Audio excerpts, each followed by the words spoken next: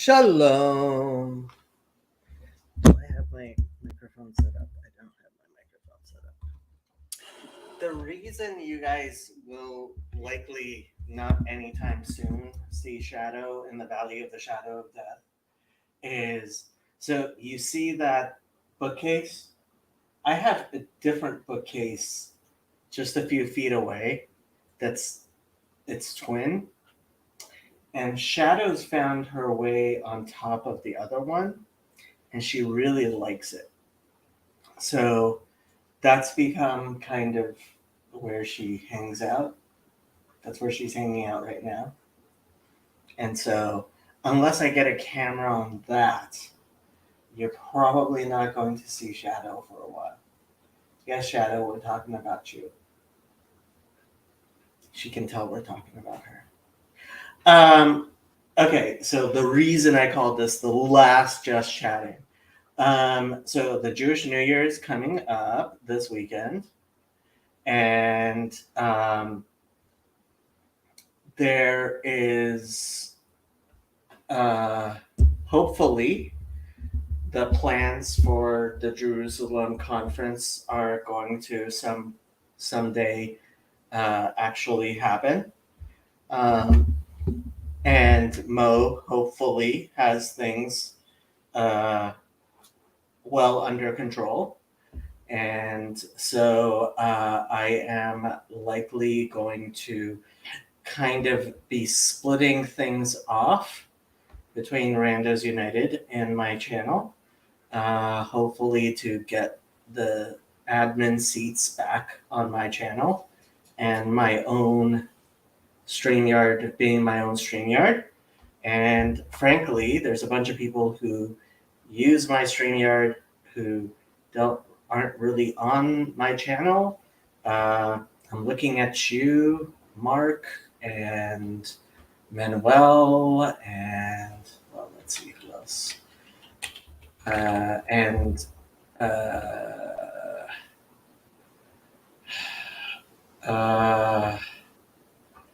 Father Eric and Gavin to some degree, and Mo and Sam and Teo. And so you guys are going to have to. Andrew, who let you on my channel? I don't know, man. Some Jewish guy. Some Jewish guy. And so I'm going to be kind of splitting off on my own more Jewish channel and the type of stuff we're doing on my channel. And Randos United and whatchamacallit, Joyful Mother of Children Foundation, or whatever it ends up getting called, is going to do its own thing. And hopefully the Jerusalem conference is going to be very successful, as is, considering they are planning something much, much, much smaller than I think is worth my time. I am probably not going to be going to the Jerusalem conference myself. But yeah. So those were the kind of the big announcements I was making. I've decided I am going to focus my energies on my channel and the type of stuff we're doing with what's its name, Fountain of Comfort, and frankly with work and school and everything else, I'm kind of probably going to focus on my own little corner of this little corner and withdraw from most of the rest of this little corner.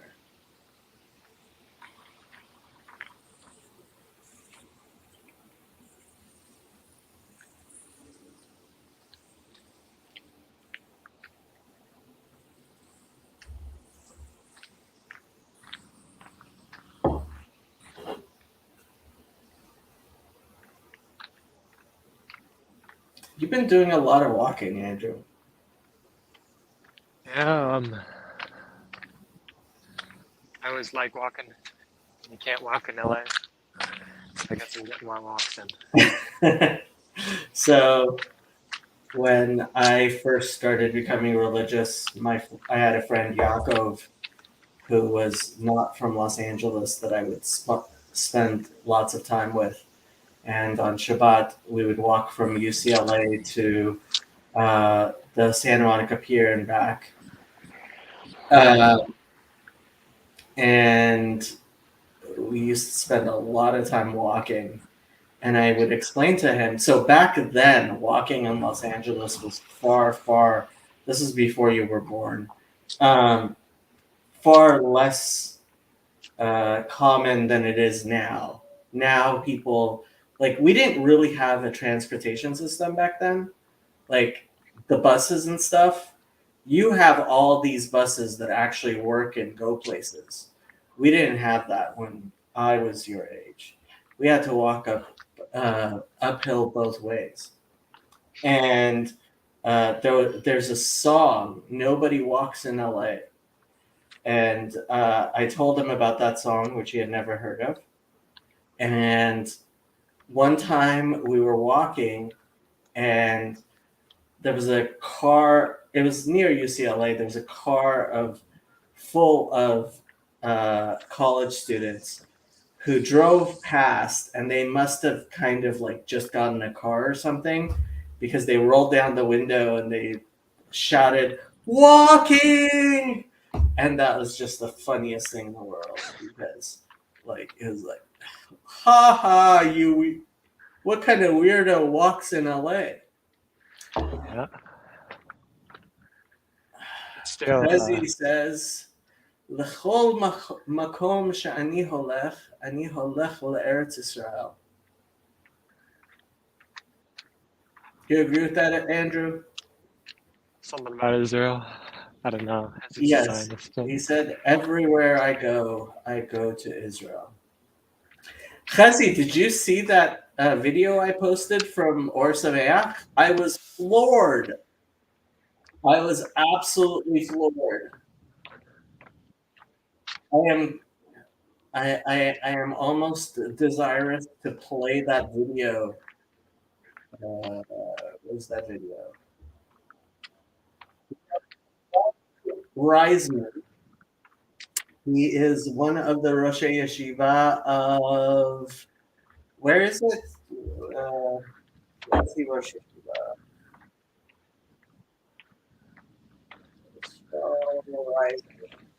Rosh Yeshiva of Torah Vadas in Brooklyn. I mean, I guess there are people who are more influential than he is in Orthodox circles. Not sure many of them will ever appear speaking English in a YouTube video. He spends his summers in he spends at least a little bit of his summers, he has for the past 25 years, in Eretz Israel, and he was asked to give a lecture at Or Sameach, which is the yeshiva I went to, and before Rosh Hashanah, and he decided to speak about the Noahide community, which was like, wow, I did not expect any major halachic, uh, any major. I guess you could compare him to something like a cardinal in, for comparison's sake, the Roman Catholic Church. And it was very interesting that he was talking about Noachites. I was actually quite shocked.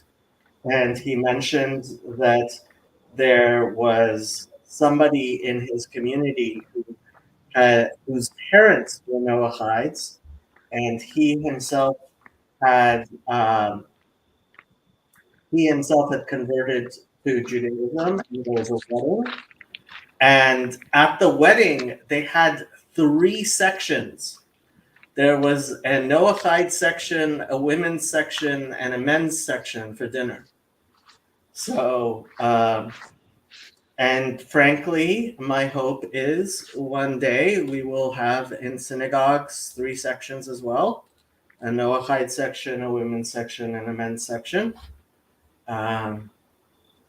But I was very surprised to hear about this. Trey! How's it going, man? I just heard you're gonna have a Noahide section. You have to listen to this. You have to. Okay, now I have to play this. It's pretty good. I You're mean, playing of it? course, because it's like the colored people section. You know, you got to separate them from the rest of the higher souls.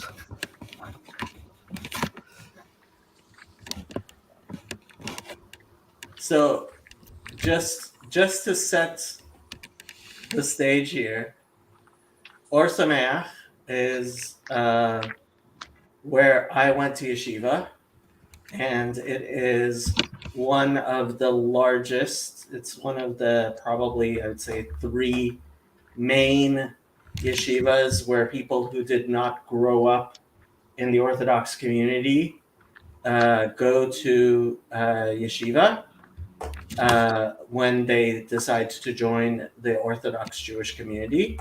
This is where Rabbi Breitowitz teaches, and Rabbi Gottlieb, and who else would be a big name?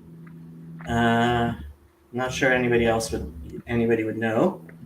But Rabbi Reisman is one of the yeshiva, Roshei Yeshiva at Torah Vadat Torah Vadas in Brooklyn, which is one of the more prominent yeshivas in the United States. And he was giving a speech to the main Beit Midrash, so the main study hall at Or Sameach, and this is what he decided to speak about.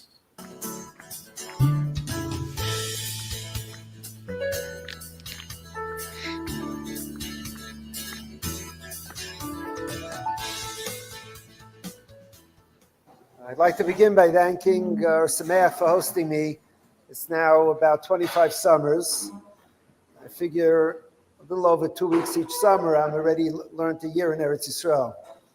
Somewhat spread out, and it's really a schus to be here, the beautiful Beis Medrash, and I want to thank all of you who came.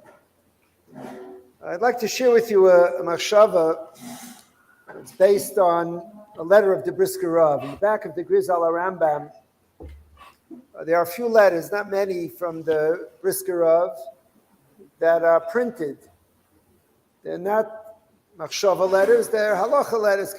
The Brisker Rav was the grandfather of Rabbi Soloveitchik, the Rav that we speak about, and he founded, basically, I mean, Torah Vadas, many of the yeshivas consider themselves followers of the Brisk method, and so apparently there's been a new letter published from the Brisker Rav, which he's talking about.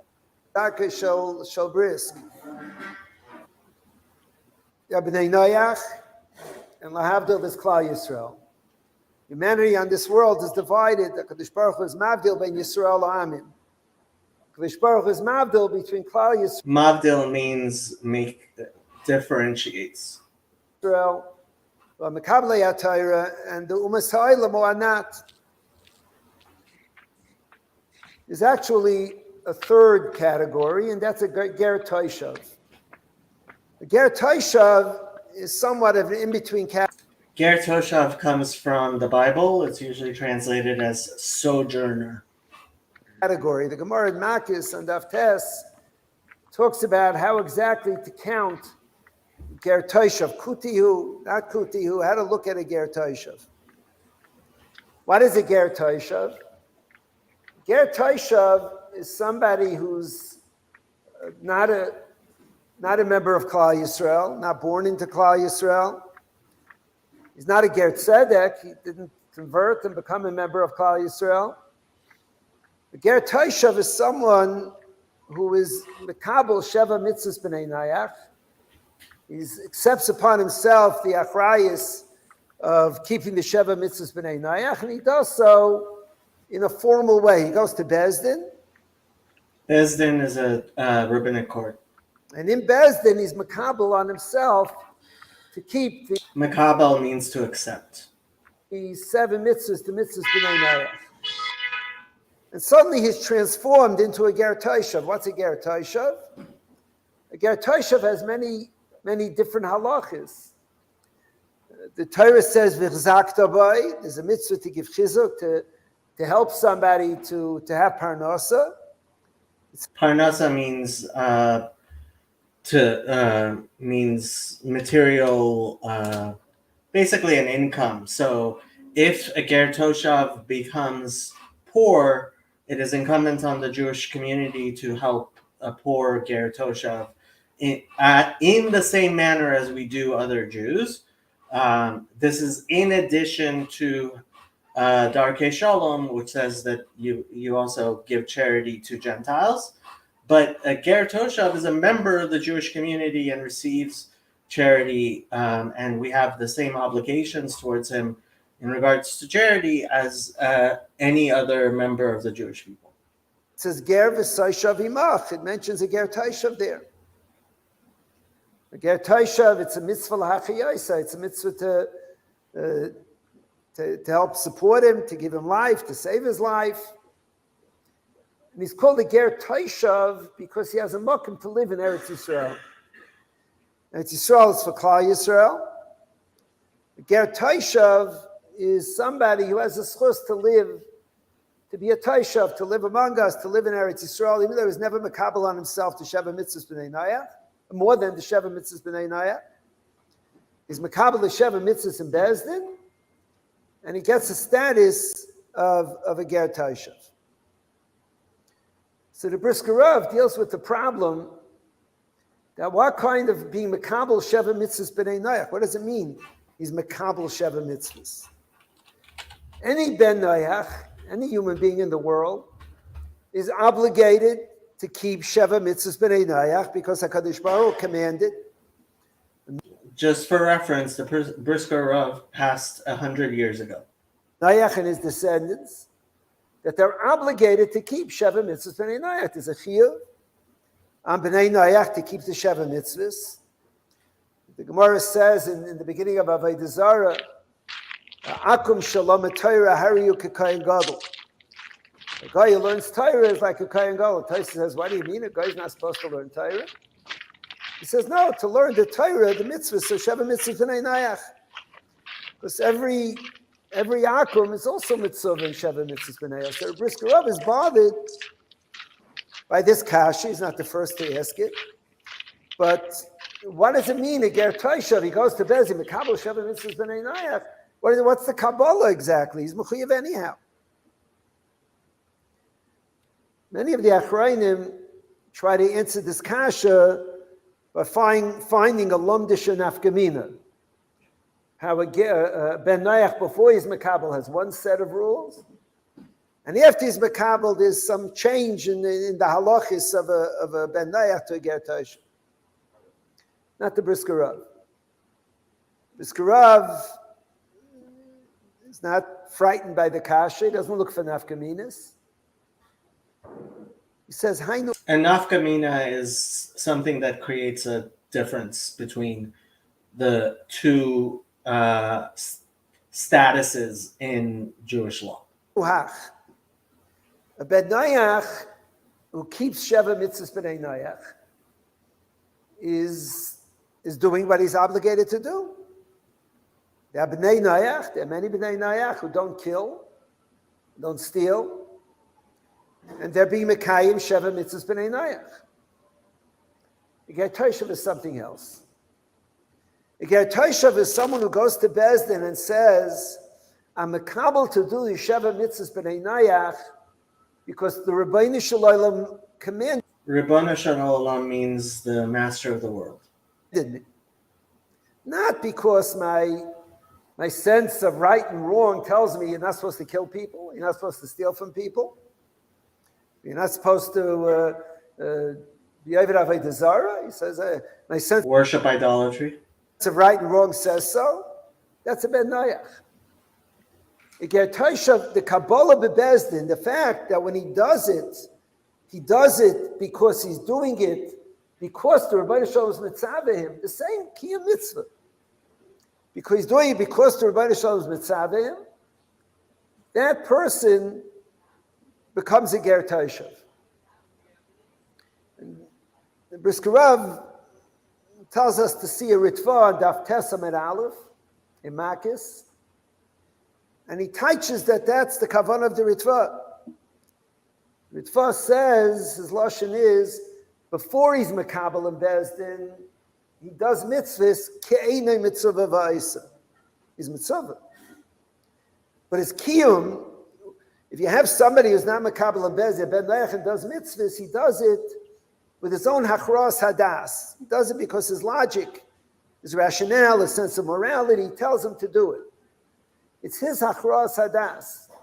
He's not doing it as mitzvah va'isa. He's not doing it because he's commanded. He's doing it because it's the right thing to do. That's a Ben Noach. The ger toshav is someone who does it k'mitzvah va'isa. He does it because Hashem commanded me. I'm a mitzvah va'isa. I'm commanded and I do it. That's a different behavior. It's a different avodah. It's a different sense of kiyum sheva mitzvahs b'nei Noach. It's interesting. In America, we have a group of Noahites. There are people who are makabel sheva mitzvahs. They live down south for the most part. There's a group in Atlanta, a group in Texas. We had a ger tzedek in our shul, whose parents are Noahites. And by his chasana, he got married in Passaic. In one of the wedding halls, there were 3 sections. There was a mechitza. On one side were the men, on the other side were the women. But the Noahites sat mixed. They have no chiyuv to sit separate.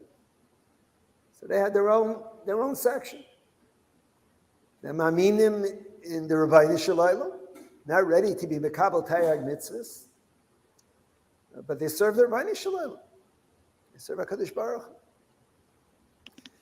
The side is, and it's a whole different story. When you do something because it feels like the right thing to do, it feels like that's what you should do, you're doing the mitzvahs. You're doing the mitzvahs. The Rambam says mitzvah sichlius, you should do. You should feel it's the right thing to do. But if you do something because it's correct, so then one day you have a rationale, you rationalize that it's not important to do it, so it falls away. It falls away. If you do it because the Rebbeinu Shalom commanded you, it's not dependent on you, you're a mitzvah va'isa, so then it's difficult to rationalize a change. Chazon Ish writes that a Ben Noach who keeps the Sheva mitzvahs without exception 100% of the time, and a ger toshav who's makabel, but he doesn't keep it 100% of the time. Machmas l'teyava, and he sometimes Because of his desires, does have Eris. sometimes he sins. He knows it's wrong, and sometimes he does it. People have a Yetzer Hara. People have evil inclinations. He says the ger toshav who doesn't keep it all the time is still a ger toshav. He belongs in Eretz Yisrael. The akum who does it because it's his rationale that tells him to do it, it's fine, it's good. But he's not a ger toshav. He's not on the level of the ger toshav. You see, it's not the performance that makes a person great. It's the sense of purpose, the sense of mission, the machshava, the idea that a person has when he's doing it. Was heißt der Ger Toshav? Someone who does it. What is a Ger Toshav? He's speaking Yiddish. Because HaKadosh Baruch Hu is mitzaveh. Because the Holy One, blessed be He, commands it. That's a Ger Toshav. Naturally, what's true about a Ger Toshav in his Sheva Mitzvahs is true alachas kama v'kama in its own madrega l'gabe Klal Yisrael. I want to share with you a Mishnah Berurah. It's a Mishnah Berurah, it's often a halacha, a one-line Mishnah Berurah. But listen. The Mechaber says in Hilchas Tefillin, the Mechaber is the Shulchan Aruch, the Rabbi Joseph Caro, who wrote the Code of Jewish Law. And the Mishnah Berurah is the Chafetz Chaim's explanations of these rules as they apply in our times. In Siman Lamed Ches Sif Ches, that a person who's writing or selling tefillin and mezuzahs is called the Isaac b'mitzvah. He's Isaac b'mitzvah, potem ben mitzvah. If somebody's selling or writing tefillin and mezuzahs, somebody who is engaged in doing one mitzvah is not required to stop to go do a different mitzvah. It usually depends, but that's what we're talking about. Somebody who's occupied in, for example, writing mezuzah or phylacteries, and it becomes time for him to go pray. Should he stop writing the mezuzah in order to go pray or not? And that's what he's discussing. mezuzahs, he's Isaac b'mitzvah. What does it mean, potem ben mitzvah? Well, when it's efshur l'kayim shneim, meaning you could sell your mezuzahs and close the store and go daven mincha, Pray the afternoon prayers. and come back. So, of course, you're obligated to. But let's say, the example the Mishnah Berurah brings, you have someone who's leaving. He's a Yaitse b'shiyara, he's leaving town. He needs a pair of tefillin. He's traveling somewhere, he's not going to have tefillin. And you're writing a pair of tefillin, or you're a cipher putting together a pair of tefillin for him. So it says in Shulchan Aruch, it comes in Kriya Shema, you don't have to say Kriya Shema, you don't have to say Shemay Esrei. If it comes mincha time, you don't have to daven mincha, you're Isaac b'mitzvah, potem ben mitzvah. If it's not efshur l'kayim shneim, if you're in a situation where the only way this man will have tefillin is if you do it now, so it's a halacha psuka, it's a clear halacha in Shulchan Aruch without machlokes, that the There are no differing opinions. Everybody agrees. cipher doesn't daven. The cipher puts together the tefillin so that the person should have tefillin. Isaac b'mitzvah, potem ben mitzvah. On that, the Mishnah Berurah brings, it depends. Depends. Why is this cipher in the tefillin business? Mishnah Berurah says if he's in the tefillin business, he needs parnasa. He needs a parnasa. He tried to open a restaurant, it flunked, it didn't make it. He tried to open a summah, it didn't make it. There was a Svarim store for sale. So he bought the Svarim store, he's selling tefillin. It says if his kavan in selling tefillin is to support his family, it's not an avera. If his kavan is to support his family, Mishnah Berurah says he's not a Isaac b'mitzvah. He's not a Isaac b'mitzvah. He has to go down in mincha. The other person won't have tefillin. He won't have tefillin. He has no p'tur. If his kavana is that he's a cipher because he wants to be mansi, he wants to have a yad in making tefillin available to Yidden, he has a parnasa from it. But his kavana is for the mitzvah Shabbai, so then he's a Isaac b'mitzvah, potem ben mitzvah. It's mavel arayin. You can go down the avenue, you can go down Malchi Yisrael, you can have two Svarim stores. And one Svarim store, the owner of the Svarim store in Shemayim, he's Isaac b'mitzvah a whole day, every day of the week, every week of the year. And the other person, the Rebbeinu Shalom looks at him, He has a business. He's making parnasa for his family. It's a fine thing to do. But to your eye, they're doing exactly the same thing. One is doing for parnasa, and one is an Isaac b'mitzvah. It's a tremendous mechayiv, this Mishnah Berurah. Mishnah Berurah says, it's a one-line Mishnah Berurah. He's quoting Magen Avraham. He says it as a command, as a davar pachit, that you can have two people, like the Ger Taishav and the Ben Nayat. They're both doing. But one is doing because the Rebbe Shalom commanded him. He's doing it out of mitzvah. And the other one's doing it because it's the right thing to do. Here you can have two people that are Isaac in the same mitzvah. And one, his mind is to do the Ratzon Hashem, to do the Tzivay Hashem. To do the will of God, to do the commandments of God. And the other, he wants to, it's the Ratzon Hashem to make parnasa for his family too. But he's not a Isaac the mitzvah in the pu'ula that he does and what he's doing. When you look at this, the kuda of difference, it's a tremendous mechayiv. Mechayev means obligation. It's something that really puts an obligation upon you. It means each of us, the things we do, the things that we do anyway, we can do them two ways. We can do them out a mitzvah, we can do it not a mitzvah. The Beis Halevi in Parshas Va'era, I don't know if all the poskim agree to the Beis Halevi, but he says the following.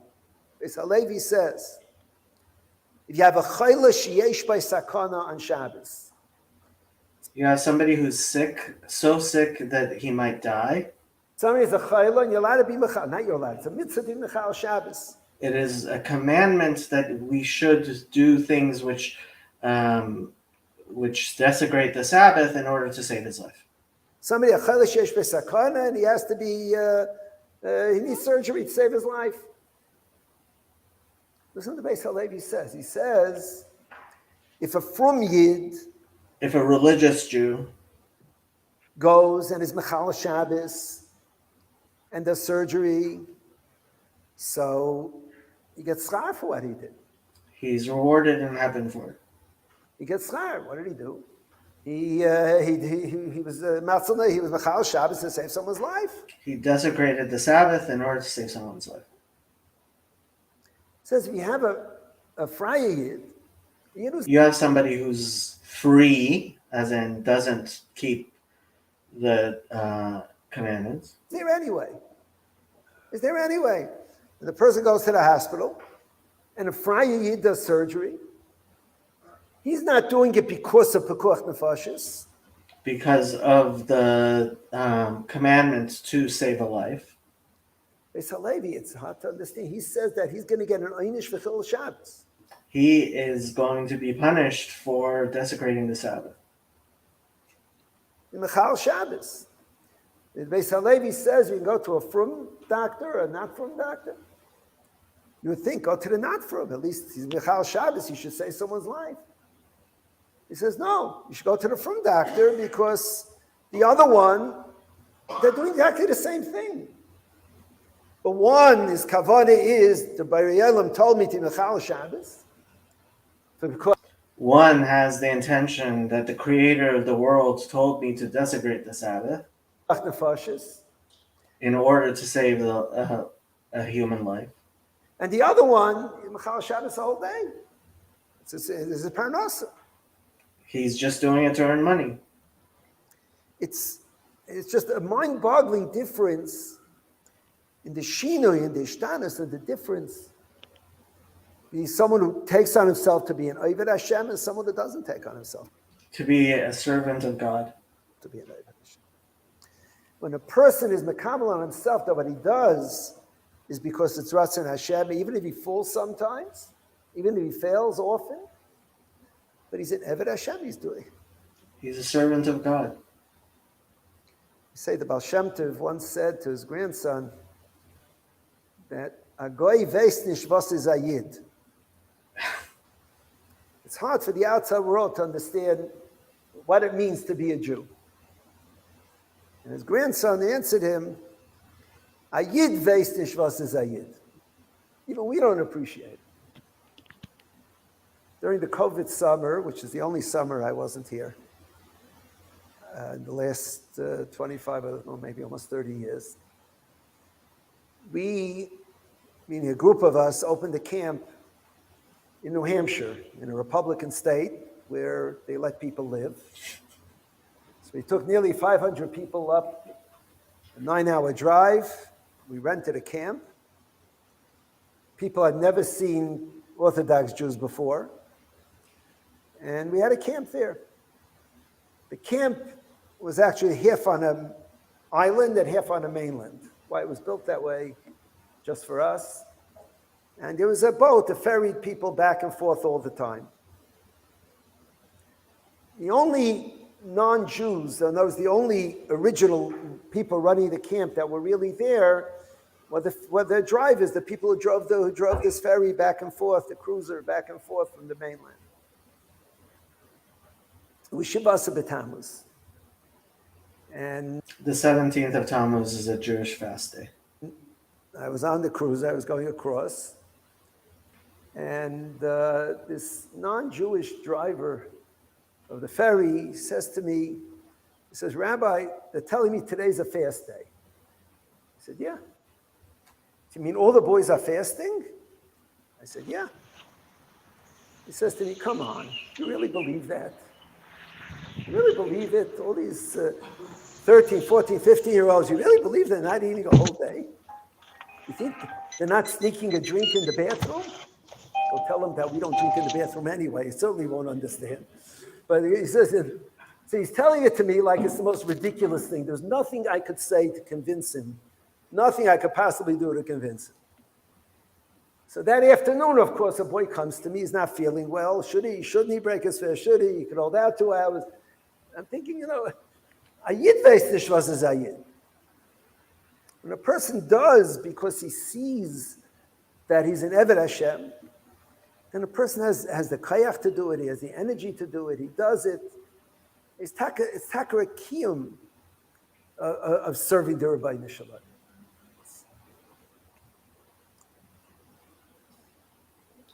There was an incident a number of years ago.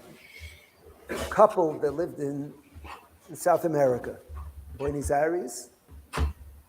He was from there, part of the Frum community there. And he got married and they were living there. His wife wanted to move to Eretz Yisrael. And they argued about it. He had his parnasa there, he had his business there, he had his family there. And she wanted to move and they agreed. They'll ask Rabbi Yashiv. They asked him the Shaila and she was sure. Everyone told her it's a fair Mishnah. Mishnah says that's how the Yishuv Eretz Yisrael comes into Masechtas Ksubis. The Mishnah says that if one wants to go to Eretz Yisrael, the other has to go along. They came to Rabbi Yashiv. Rabbi Yashiv asked her, "Why do you want to move to Eretz Yisrael?" She said, "Look, I have no friends here. I have no friends in South America here. I know so many people. There's so little kosher food, kosher restaurants, kosher, and Eretz Yisrael, you have everything available." So Rabbi Yashiv told him, "You don't have to move." So she was shocked. She was shocked. So the way it's brought, I believe it's brought in Derech Sicha. But Yashiv said, what we're talking about today. Somebody wants to go to Eretz Yisrael because Bari Olam wants him to be in Eretz Yisrael, because Eretz Yisrael is the Tzenu HaKadosh, because the Kedusha is Eretz Yisrael. He wants to be here because of what Eretz Yisrael has to offer in Ruchnius. So such a person is Taka. He's could be Kafosa husband. But to come to Eretz Yisrael because the food is good. Come to Eretz Yisrael because you have friends here. So that is no kfir. You can't be kai for one another. It's all the same thing. It's all the same idea. It's all the ger toshav. It's all the question. You're doing the right thing. Why are you doing the right thing? What is your motivation? What is your purpose? What is your sense of what you're doing? it's a different Eved Hashem when a person does it because the Rebbeinu Shalom wants him to do it, and when a person does it because there are many other possible reasons. It's an avodah. We don't train ketanim, chinuch. We train them to do. We don't train little children by teaching them. We tell them what to do. We train them to do because they get candy, and to do because they shouldn't get punished. And that's all mechanech ketanim. You can't start teaching a katan to have the sense of higher purpose. But at some point, we have to stop being ketanim. We have to go beyond that and do because we do, because we see it as a sense of the chiyuv of what the Bayer Elohim is mitzvah, to see ourselves as Avdei Hashem, being busy with Avodas Hashem all of the time. It's a sense that every year El and the Seres Yemei Tshuva have to give us. The idea of being Mekabel Machusai is the same. The Elul is before the 10 days, usually called Days of Awe, or the 10 Days of Repentance, which starts on Rosh Hashanah, which is this Friday, and goes for 10 days until the Day of Atonement. Elul is the month before, when we prepare for it, to accept upon ourselves the yoke of heavenly kingdom. Sense of what we do anyway. We do anyway. It's not dafka because we're makabel to do more. Of course we're makabel to do more. But It's not necessarily that you accept upon yourself to do more than you were doing before. Of course you should, but it's not just that. It's that you should recognize the reason why you do things. it's lav dafka. It's the sense, the constant sense. In the United States, El doesn't start until Erev Rosh Hashanah. Pretty much. Now everyone's still busy up in the mountains, going back and forth, and the United Are we States, watching this all till of the end? You have something better to do? We could discuss. What would you like to discuss?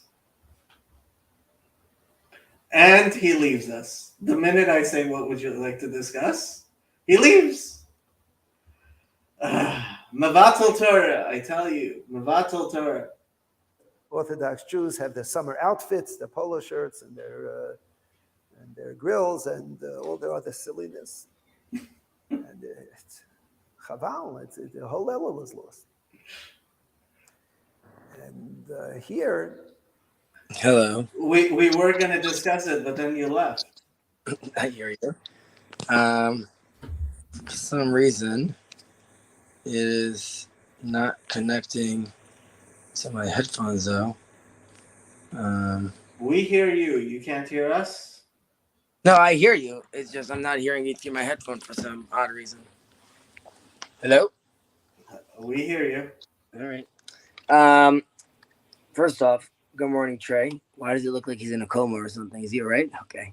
And, It's almost 10 o'clock at night. He spent the I don't entire know. weekend surfing and going out with girls and God knows what else. I don't know. That man was like counting sheep. Doesn't even do it as good as him. My God. Are you kidding? The Lumdus! Oh, you're such a guy. This is dovetailing with the video that Rabbi Malot did with Bill. Yeah. And so I'm obviously very happy that this is. I was also happy to hear how distraught Rabbi Malot was about this, where like he realizes like he doesn't have answers for this, but he wants there to be something. I'm also I like that these Noahites were invited to this wedding. I don't know why we needed to have like a third section. I thought that was like a Because they're allowed to sit mixed. I'm showing you. Oh, okay. So I guess that's fair. That if they're going to see mixed, then they need to have their own section. Okay. I thought they're like You could just let the men sit with the men and the women sit with the women. It's all good. You but could, but they wanted to sit mixed, and they're allowed to sit mixed if they like. that is Um, So second day of Yom Tov, Rosh Hashanah applies even in Eretz Yisrael. So everybody keeps 2 days of Yom Tov for Rosh Hashanah. So yes, for Rosh more Hashanah, likely, yes. yeah. The rest is crazy. Either way, with regards to what he was saying, so he very much holds, according to Maimonides, who it's very crucial for Maimonides that Noahides accept the 7 laws specifically because it was given, or it needs to be connected to Moses. It needs to be part of Moses' Torah. And the reason it's so important for the Maimonides, while others don't require that recognition, is because what the rabbi was saying over here is the intentionality specifically, and I mentioned over here this relates to like the incident in Antioch, which is the people that are sort of out of control. Paul comes and says like, "What's up? What are you guys doing?" They respond to him like, "What are you talking about? Like, we don't have to keep the commandments anymore." And he tells them, he's like, "That's true, but not everything is." What's the word he uses? Everything's allowed, but not everything is proper, and not everything is worthy, basically. And the idea is that removing the commandments from yourself and just doing it because it's a nice thing to do is not what we want. We want you to do it, like Jacob was saying, to feel the yoke of God upon you. That is why you're doing it. It also happens to be moral and just and good.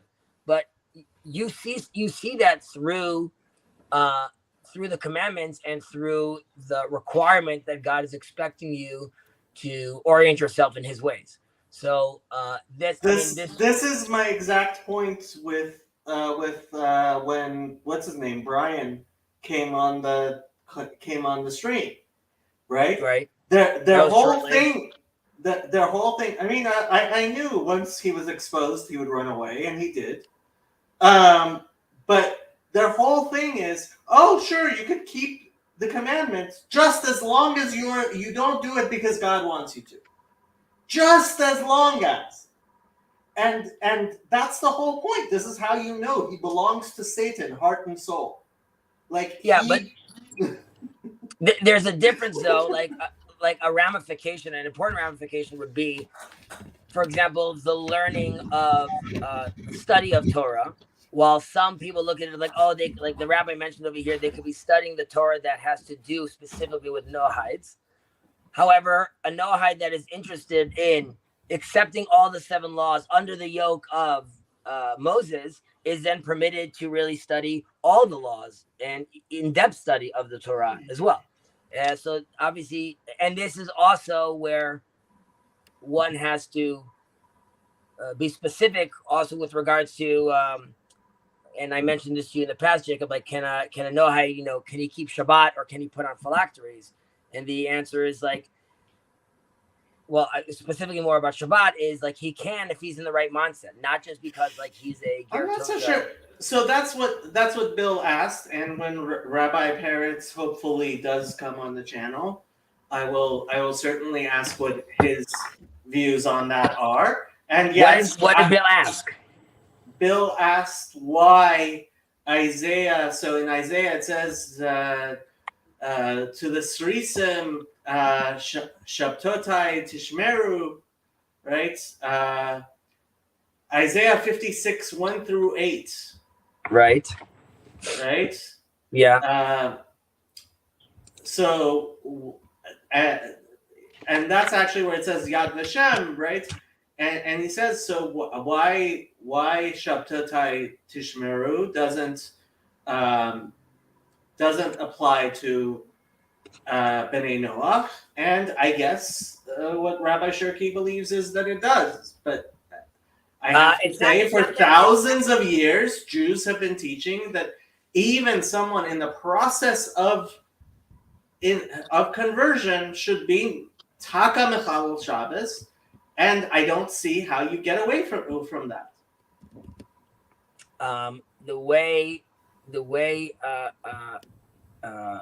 The way he accepts this is that first of all, Zachtan Sofer, right? So he looks at Maimonides, the Law of Kings, and he says Maimonides is differentiating between an idol worshiper of El Kochavim to a Noahide, okay, and specifically the Noahide that accepts no longer to is a strict Noahide that's not going to be dealing with any idol worship anymore, basically, or give up all his Gentile ways.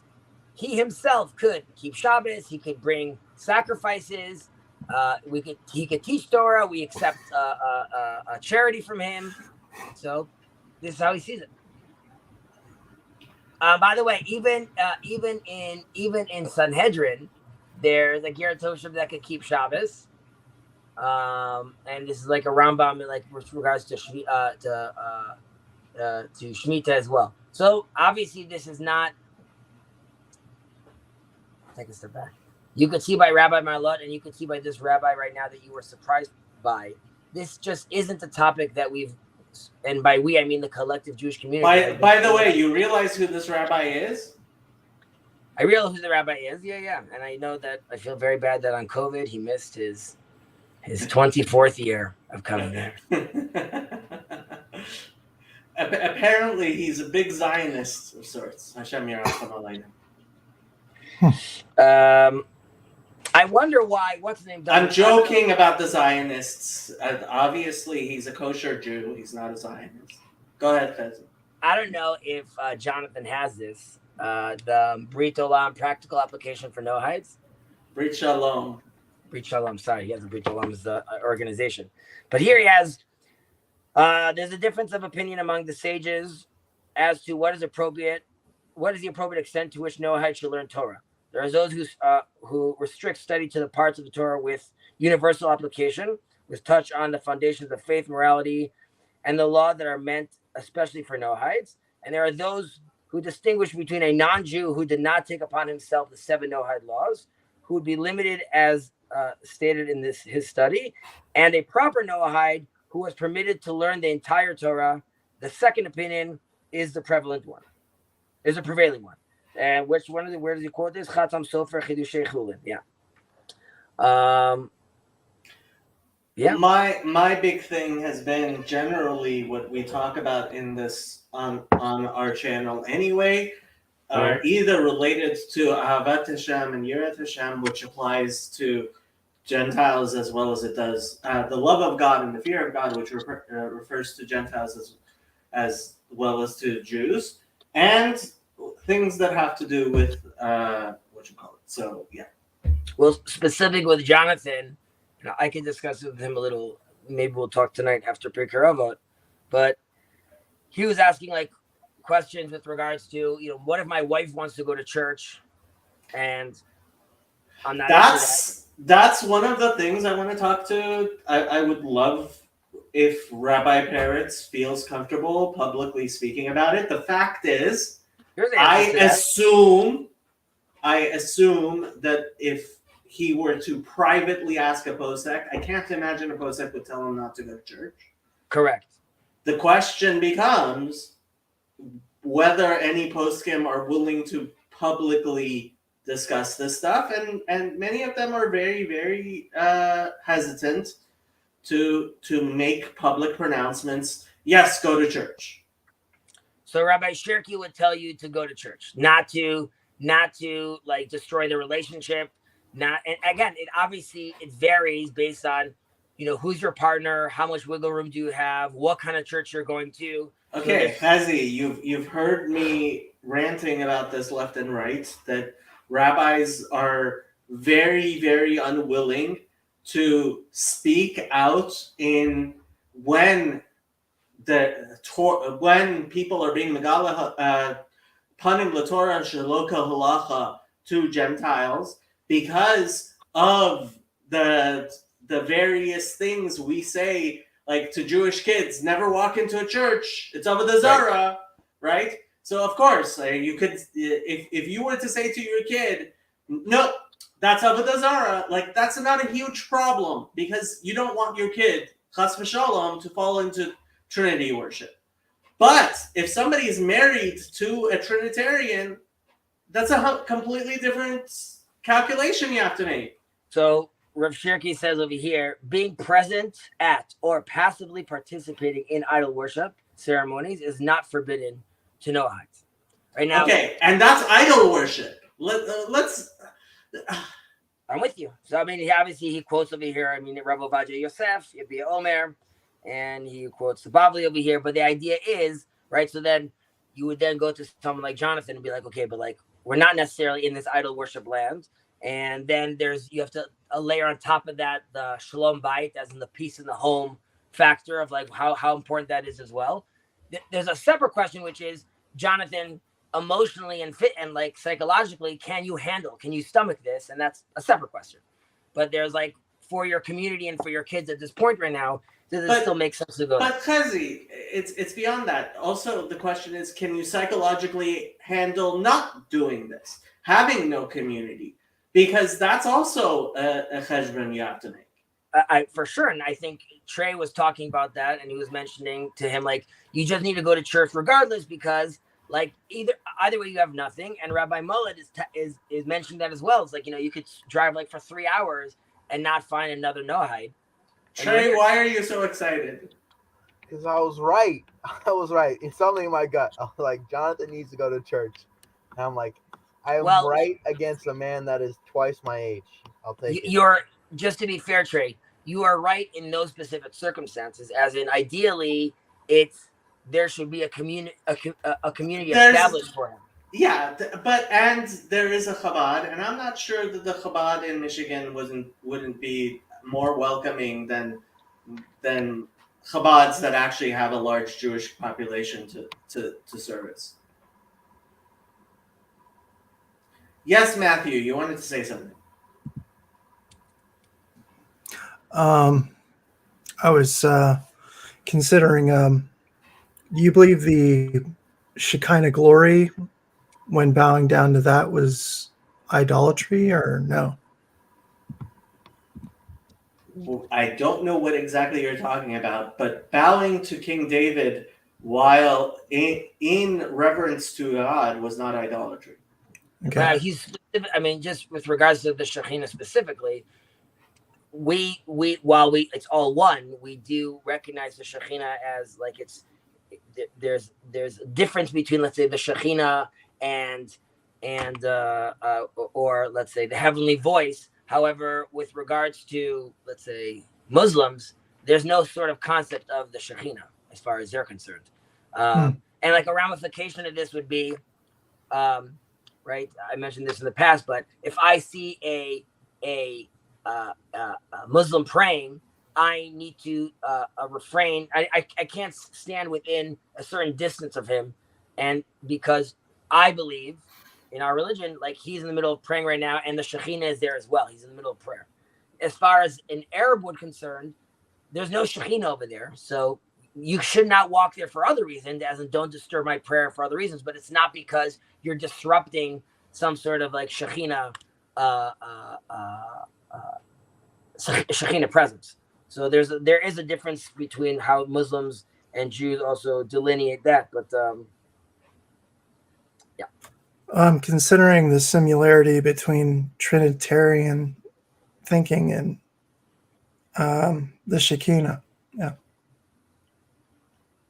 Look, when it comes down to it, I have been very vocal in my belief that the monarchical trinity is not only permissible b'diavad, meaning and a secondarily status to Gentiles, but that it may lechatchila, it may be a situation in which a Gentile should, in fact, I believe, go to a church with a monarchical trinity, and that's a preferable situation to basically any other choice I know that Gentiles have today. And I have said this to many people. Obviously, I am not a posek, but from what I understand, and this is one of the discussions I intend to have with Rabbi Peretz when he's in Los Angeles is that, yeah, actually the monarchical trinity is something that is completely permissible to Gentiles. Because most Gentiles are confused about the Trinity 90% of the time, anyways. Did you? I mean, I was just re-listening to my own disclaimer on my channel for various reasons. Partially because I'm going to be playing it for Rabbi Peretz, but one of the things that I talk about is obviously that Trinity is a huge problem because according to any Christian idea you have, the vast majority of Christians are idolaters because of their misunderstanding of the Trinity. According to Christians. Trey, Like- you're shaking your head. I would just say, as part of this brave space, ultimately, and this is also, I think, where the rub is, would be like the difference between, let's say, a rabbi mentioned in the past, Rabbi Nagan, and let's say Rabbi Shirky, because Rabbi Shirky ultimately believes that somewhere down the line, everyone gets in line, become Noahites, accepted all through Moses, basically. And there's none of this like also idol worship situation going on. However, Rabbi Nagan, which Jacob is discussing over here as well, also believes that there is a place for Christianity and there's a place for Islam. However, it only happens once those tweaks are made into the operating system, as in clarifications of the Trinity, and obviously this is controversial and in any way. And I have to say, I believe that this is the view of Maimonides and of Rabbi Steinsaltz. Well, no, because Maimonides still requires you to accept these things from Moses, right? So Right, Maimonides is not leaving. But Fezi, the question becomes: do Christians, as opposed to let's say Hindus, accept the Sheva Mitzvahs B'nai Noach because of Moses, because they believe in Christianity, which traces itself to Moses? And I would say that Christianity and Islam, in that sense, are better than Hinduism. It's funny because on Shabbat, I was sitting studying with my grandfather, as I do, and this famous Maimonides came up, and I went to his library to take it out, but it was like the censored version that he had when he was a child. So I was like, I'm like, Grandpa, you're in for a treat.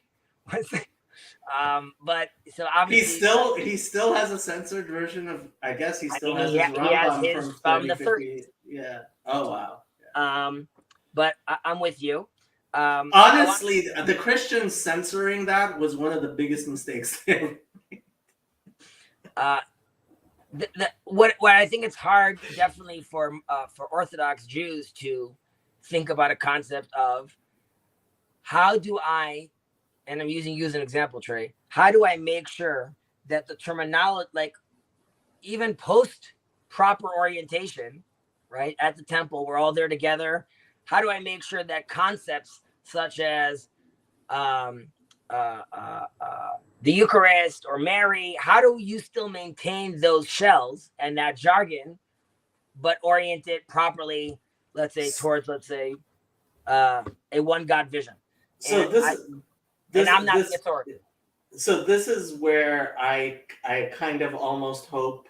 I mean, we'll see when Rabbi Peretz is here what kind of time he has, but I kind of would like to have Rabbi Peretz talk to Father Stephen, because Father Stephen, in his knowing of Hebrew, like he describes the Eucharist as zecher of a korban, the same way that on Shabbos we say that what we eat is a korban, and that a zecher to a korban that Jesus made in a similar way as the Asarat Harugei Malchus, right?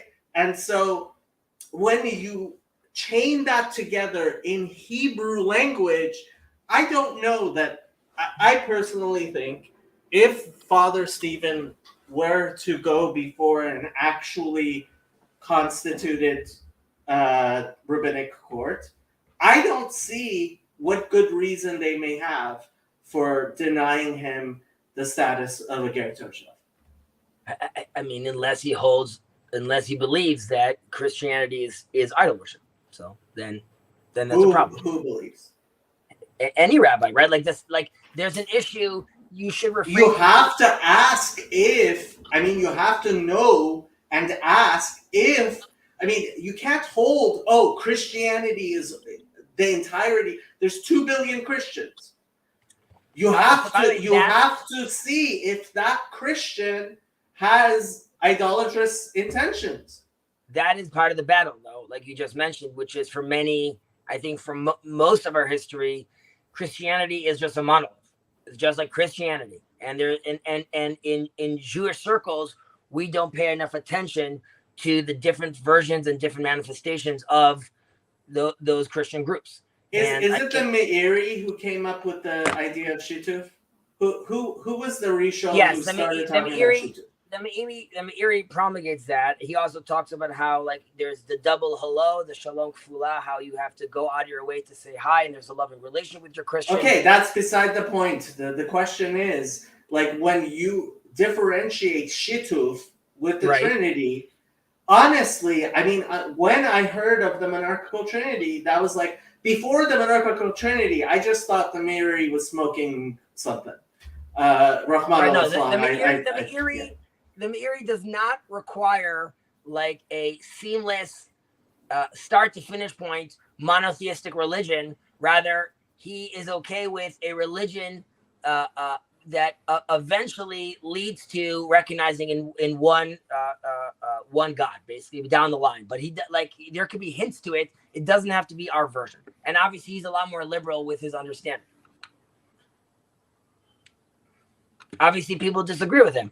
I also wanted to point out one specific thing we spoke about in the past. I don't know who was mentioning this, but I was looking into this with regards to painting a church. Yeah, I keep on. That's the example I give up. Often there was a discussion group with Noachites, and there was a man who had taken a 2-year contract to paint icons on an Eastern Orthodox church, and he had finished a year of his contract already, and he couldn't afford to pay back the contract anyway, but he had become a Noahide, and he was wondering if he could continue to paint the rest of the church. And frankly, I can't see a rabbi telling a Jew that he shouldn't finish painting the church, much less a Noahide. So they tell the Noahide over here, Jews are forbidden from making a sculpture in a form of a complete human being, even if it's only for decoration. Then there's a footnote saying that the Khatam Sofer said this is not a problem for Noahides. However, there is no prohibition to be in place where decorations, sculptures are on display, and it's even permissible to appreciate such a sculpture as a work of art as well. You have somebody behind you.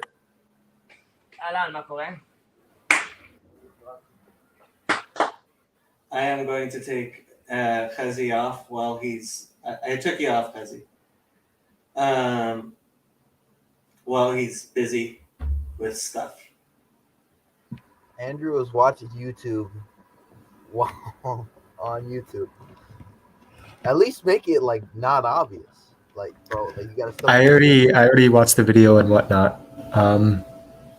Yeah, I don't know, all this stuff of are you a Noahide or Ger Toshav? If you connect it all to God of Abraham and whatnot, I don't know, connects nicely with Paul. So let's go. What is it with communion? When it comes to Presbyterian Reformed, we just kind of see it as spiritual. We don't really see it as a full-blown transubstantiation or anything. So it's I find that it gets a little murky with Lutheranism and especially Catholicism. Catholicism does believe in a kind of a worshiping of bread and wine. So Yeah, with Eucharistic adoration as well. Yeah, Eucharistic adoration, I think, is a honestly, for me, I'm not so hugely bothered by the various things of the Eucharist for Gentiles. I just don't see how the egalitarian Trinity is monotheistic.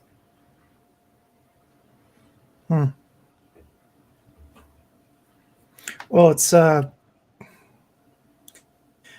bit confusing to most Protestants too. So, I mean, you run into so many Protestants who say, "Well, it's so simple," and then I hear them explain it, and I'm like, "Yeah, that was not simple."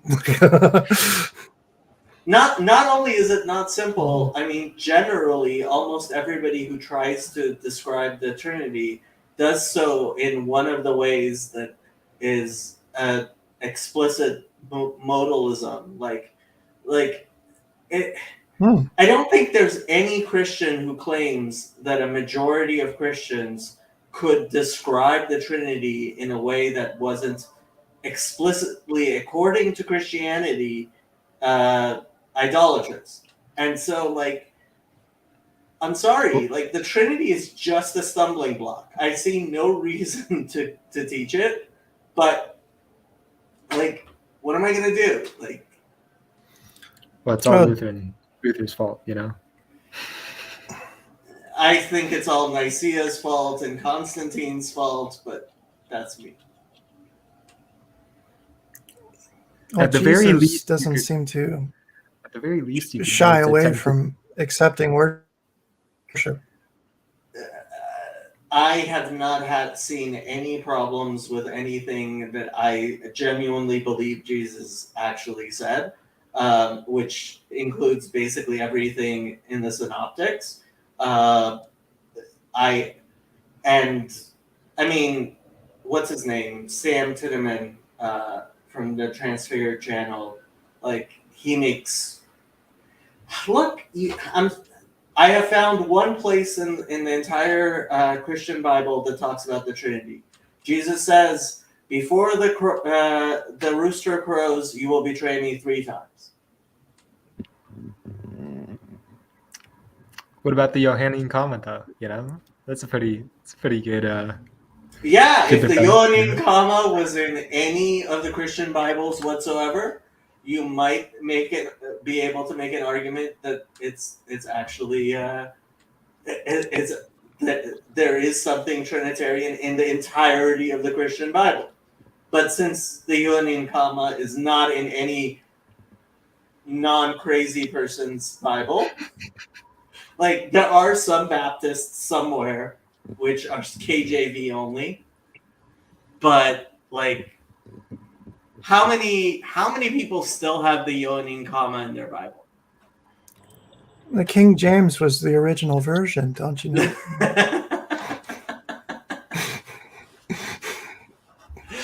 It's the original language. Max, how you doing, Max? Laila Tov, Max. Laila Tov. And I guess we'll say hi to Morning. Taya too.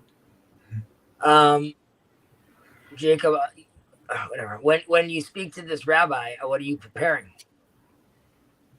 I mean, I'm gonna maybe show him a couple of videos from my channel, and then I'm gonna ask him. I'll see what he has to say. I mean, he was my halacha rebbe 25 years ago when I was in Or Sameach. Do you know who the Maharatz Chayot is? I have no idea who the Maharatz Chayot is. I have no intention of actually preparing anything to show him in terms of trying to convince him one way or the other, because he's the posek and I'm not I think that would be chutzpah. No, I didn't mean that you're gonna like be like, guess what? I'm just that was now a separate conversation, which is regards to Maharat Chayot. He's from the 1800s. Was a heavy hitter, and he is quoted saying that he identifies Christians as a Look, if you want to make a PDF, if you want to whatever for Rabbi Peretz, I can show him whatever you want to show Rabbi Peretz. Honestly, he lives in Jerusalem. I don't know why you can't go talk to him yourself. I get to see him once every couple of years when he comes to Los Angeles. You could go see him any day you wanted. He doesn't do internet. He's Haredi. Right. I see. I understand. Yes, he's Haredi. Surprise, surprise. Just gonna make up. It's also like. What'd you say, Trey? You don't like Haredis, do you? I don't know if I don't like Haredim. First of all, I love all Jews, and I mean I love all people. And as far as Haredim go, I have like the community itself. The individuals are wonderful. Some of the communities themselves, I have a lot of political and theological disagreements with. There's a lot to admire about them. I don't like that they like. It sucks for me that they got to take that name because I am also God fearing or God revering. So yeah. But I guess yes. But I have a very big concern about that community, both for itself and for the future of Israel and for the future of Jewish people. But it's also not fair to lump them all into like one group. There's differences whether they're in Israel or in the States, or if they're a part of a Hasidic group or not. He's Sephardi. You like Sephardi Haredim, mostly. Excuse me for a moment. You're excused. I want to know if Hezi would say those same words when he's high as a kite. I guess we'll have to see. Hezi's always high as a kite.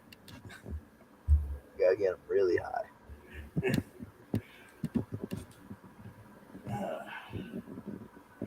When you go to Jerusalem, you and Chezi can get high with everybody else. High with God. Yeah, exactly. Kitty cat bombing. It's cute. Shadow, nobody can see you. You're hiding behind my name thing. Andrew, you gonna go to Jerusalem? I'm broke, man. I'm broke. I'm broke. If you had the money, would you? Yeah. Okay. I would. Yeah. If I had the money, I would. I think a lot of people would. It's pretty interesting. Shadow, would you go to Jerusalem if you had the money? She doesn't seem very excited about Jerusalem.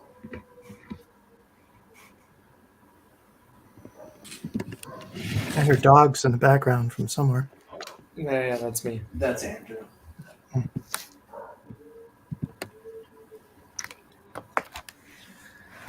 Yeah. Truer words. No, he has to study. That's what he has to do. That's all he's gonna do the rest of his life. Is just study and do homework. Yes, sir. Kyle, what was your summer job? What did you do over the summer?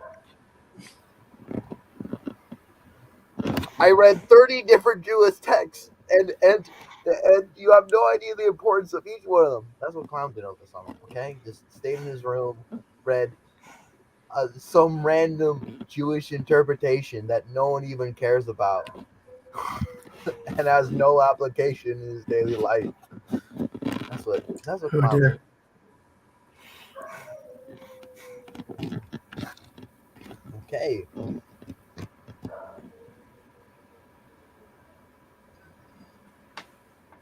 I like how he didn't say, I'm not in school and I didn't do those things. So that confirms that he did just stay in his room this whole summer and read Jewish texts. Yeah, read Jewish texts. Well, what can I say? What can I say? He's gonna get married to a book.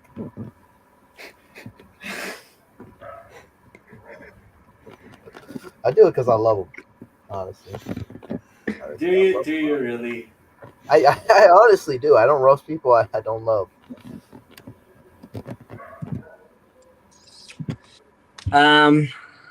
Andrew, it would be very nice if you were in Israel.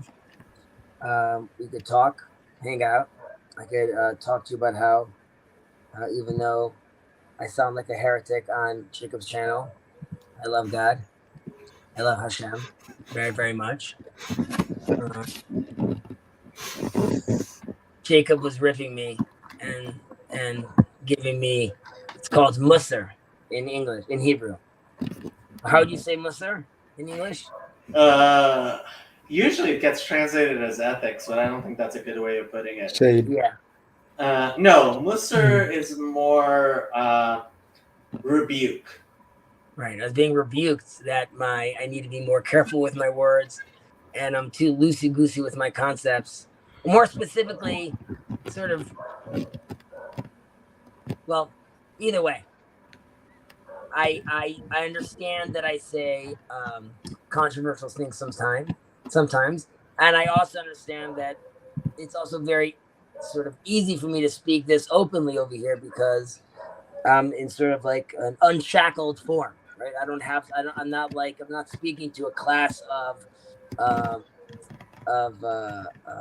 Orthodox 18-year-olds right now. Having said that, sometimes I could sound off almost like I guess like that I don't have a relationship with the agentic God. And while my view differs from many, I am an everyday constant relationship with the agentic God, and I see him in all things and in all places. A real brisker. I mean, there's definitely a part of that, which is also true. I mean, there's not like a man in the sky, but there's definitely a presence and a relationship that I have with him. So just to put it out there. As he wants everyone to know that he actually does believe in God. I guess I had to clarify it. Despite the fact that he's constantly getting high. First of all, I'm not constantly getting high. Okay? Just some of the times. Number Just- one. Every single day, just No, once a week. It's definitely more than once a week, but it's but I don't like using the terminology like getting high. It's Andrew like Closer to God. completely lost it. Oh. Completely lost it. For example, Jacob was mentioning that now we're on these we're in these in the high holiday season, and there's a difference between the Ashkenazi Jews and the Sephardic Jews about when we start saying these prayers. How would you translate? Selichot, penitential prayers. Okay, so the Sephardim do it for the whole month of Elul, and the Ashkenazi do it the following the week coming up to the new year. So, for example, that in my community, it's like it's a dark. It's in the synagogue. It's all dark. There's candle lit, and you sit down. There's a class verse that talks about how we're all should be doing better, and blah blah blah. And then you actually go into the actual prayer, which goes on for another probably 45 minutes to an hour. So, was I talking like so many addicts I knew in high school? We need addicts. They knew in high school. Chazi's definitely a stoner. I mean, like, how do you decide like a stoner? Is is that like someone that's part of the community, pays his taxes, has 3 kids, takes them to school, has a business that's successful, on good relationship with his siblings, takes out his nephews. So to movies. Trey was telling us how when he was at Burning Man, there were all these successful people he saw who were totally effed up on all kinds of drugs, like cocktails you wouldn't believe. Yeah, but you guys wouldn't be able to differentiate. You don't know if I'm high or not. I could know. Like I would be very, very surprised if your kids can't tell the difference between stoned Chezi and sober Chezi. 0. I would be shocked if to be clear, all try some A/B testing, Chezi. Try some A/B testing. Spend a Shabbat not stoned with your kids. I do both. And see if they say about which they prefer. Stoned Abba or not they definitely prefer stoned Abba, who has a lot more patience to build their Lego thing with them, and hear them complain about that it's the wrong color block. And if you're stoned Chaz, you're like, not only are we going to look for the block, Billy, let's look for it together as an adventure the whole day. It's going to be fantastic. No, I would have to say, it's not really something that I'm embarrassed of or hiding, right? Like, it's not something I keep from my siblings or my parents. Having said that, there's virtually there's no way they would know. I'm pretty sure they know. I'm stoned now. I have like a 150 milligram chocolate inside me right now. Right? So you're not seeing someone slurring in the middle of writing back someone about his budget that he calculated his numbers wrong. It's all good in the hood. Is it true that I'm not wearing pants right now? Yes. Okay. That's a different problem. Okay. No. No. Hey, Hezi, hypothetically, like, do Yeah. you think like mushroom tripping and like That's something Jerusalem very different. Yeah. would be like a better epic experience? Yeah, but I mean, that might be a great adventure. That's not a responsible adventure, though. As like, first of all, I can't tell my wife I need an 8-hour break right now. Okay, like that maybe is gonna happen in like phase 3 of my life. Like, that's not happening right now. Like, I can't not be active and not be involved, both for personally, my family, my business. So that kind of level of, let's say, of psychedelics is a whole, and which I've never done. But that's not really something that I'm really looking to get into at this point. You're like, yeah, I've never done psychedelics, but I know the exact amount of hours it takes. I really haven't. It's a conversation I had openly with my wife. She's just not down for them. What are you gonna do? I get it. She doesn't want to be dealing with like that one time that goes wrong, and then she's walking through the neighborhood on Shabbat, and like Chazi's in a wheelchair, and they're like, oh, you're that wife that her husband. She's like, yep, that was me. He went nuts. So like, I don't need that. Maybe when the science gets better. I'm practically a teetotaler. So I told Ben that last night was the first night of Slichot for the people who don't actually believe in God. I mean Ashkenazim, sorry. And it's a joke. Not last night, 2 nights ago. For us, it was last night. It's Sunday night now, and Motzei Shabbos is when, it starts. And so Ben has never been to Slichot before, and I told him, well, you better take enough vodka with you. He's like, vodka? I'm like, yeah, you're going to a Chabad Slichot? Like, they have to have a Farbrengen first. And he's like, I don't know if there's a Farbrengen. And I told him, go to the Chabad rabbi, ask him if there's a Farbrengen before Slichot or not. And if he says no, just say, misnagid, and walk away.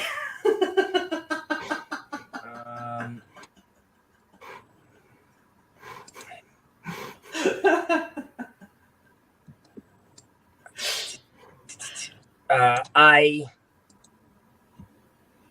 always funny to me that you guys like have like a hard time with that.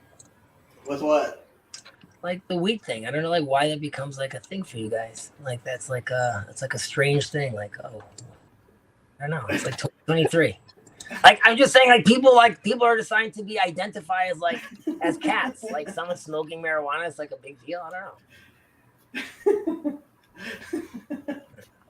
Trey is used to like going to a church where if they hear you were hanging out with people who had smoked marijuana ever, they would just kick you out of the church. I mean, I Wow. grew up like that. Like that was like if you were a bad kid, that's what you were doing. But like times have changed. We see today that's not. Like to be clear, my nephews recently approached me about this as my nephews get older, and like I was very adamant against it. Like I'm like, you guys are too young. Your brain is still developing. It's not the right time for you. If you have time for that, then you have time to do 101 other more productive things. But there's a difference. As you know, you get older. I guess you could say the same thing about me. Like, why smoke and like why not go work in a soup kitchen? But I don't know. I honestly don't think it's a big deal if done responsibly, and I understand that it can't always be done responsibly. So I understand the concerns. Yeah, concerns. But it's also something I discuss fairly openly with my clients as well. I know they you usually said you give them strains. To that client, no. But like they will discuss, like they a lot of times like I want like a whiskey bar, I want like some sort of bar they want in their house, and then they ask me what I drink. I say I don't drink anything. They ask me do like I smoke cigarettes. I say no. They're like, oh wow. I'm like, no, I have other vices. And that leads to a different conversation. Tell them about the high priest hotboxing the Holy of Holies. Things of that. I mean, that's what happened. He can't leave until the whole room was full of smoke. So, like, I mean, you could say something else was going down, but he definitely was coming out in a good mood. I've never heard something. I mean, that's what's happening.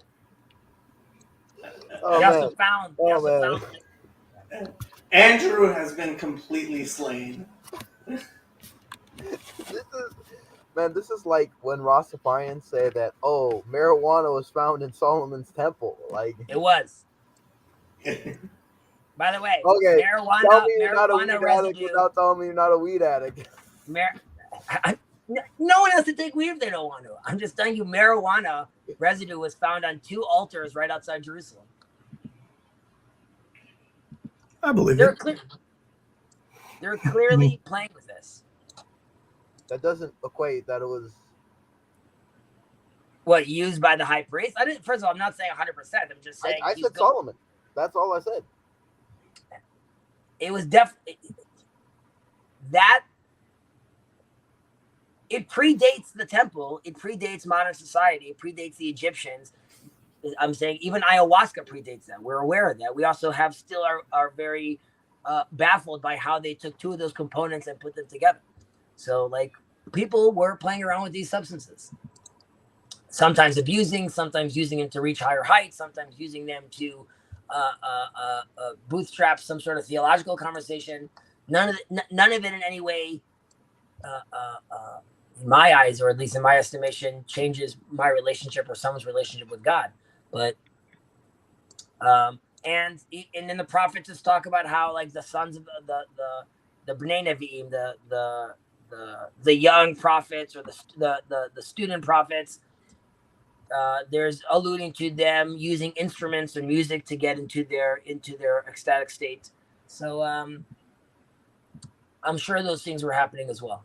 We don't have to be like nervous from like accepting those concepts. And there was also idolatry back in the day. So you know. No doubt, for sure, there was idolatry back in the day. Okay, definitely.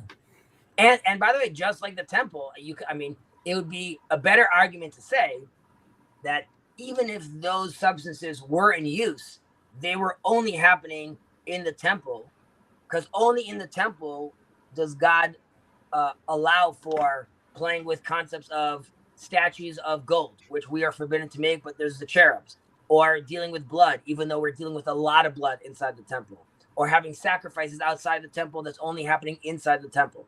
And all those very nature-based practices, which clearly were prevalent at the time and very powerful, God is saying, yes, there's a time and place for that kind of relationship with nature, but that's only happening inside the temple.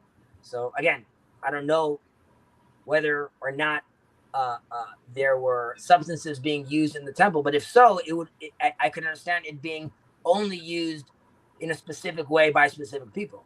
Just like you have the whole breakdown of the incense that we use and its whole formulation, and they were very strict about that. What about Aaron's sons?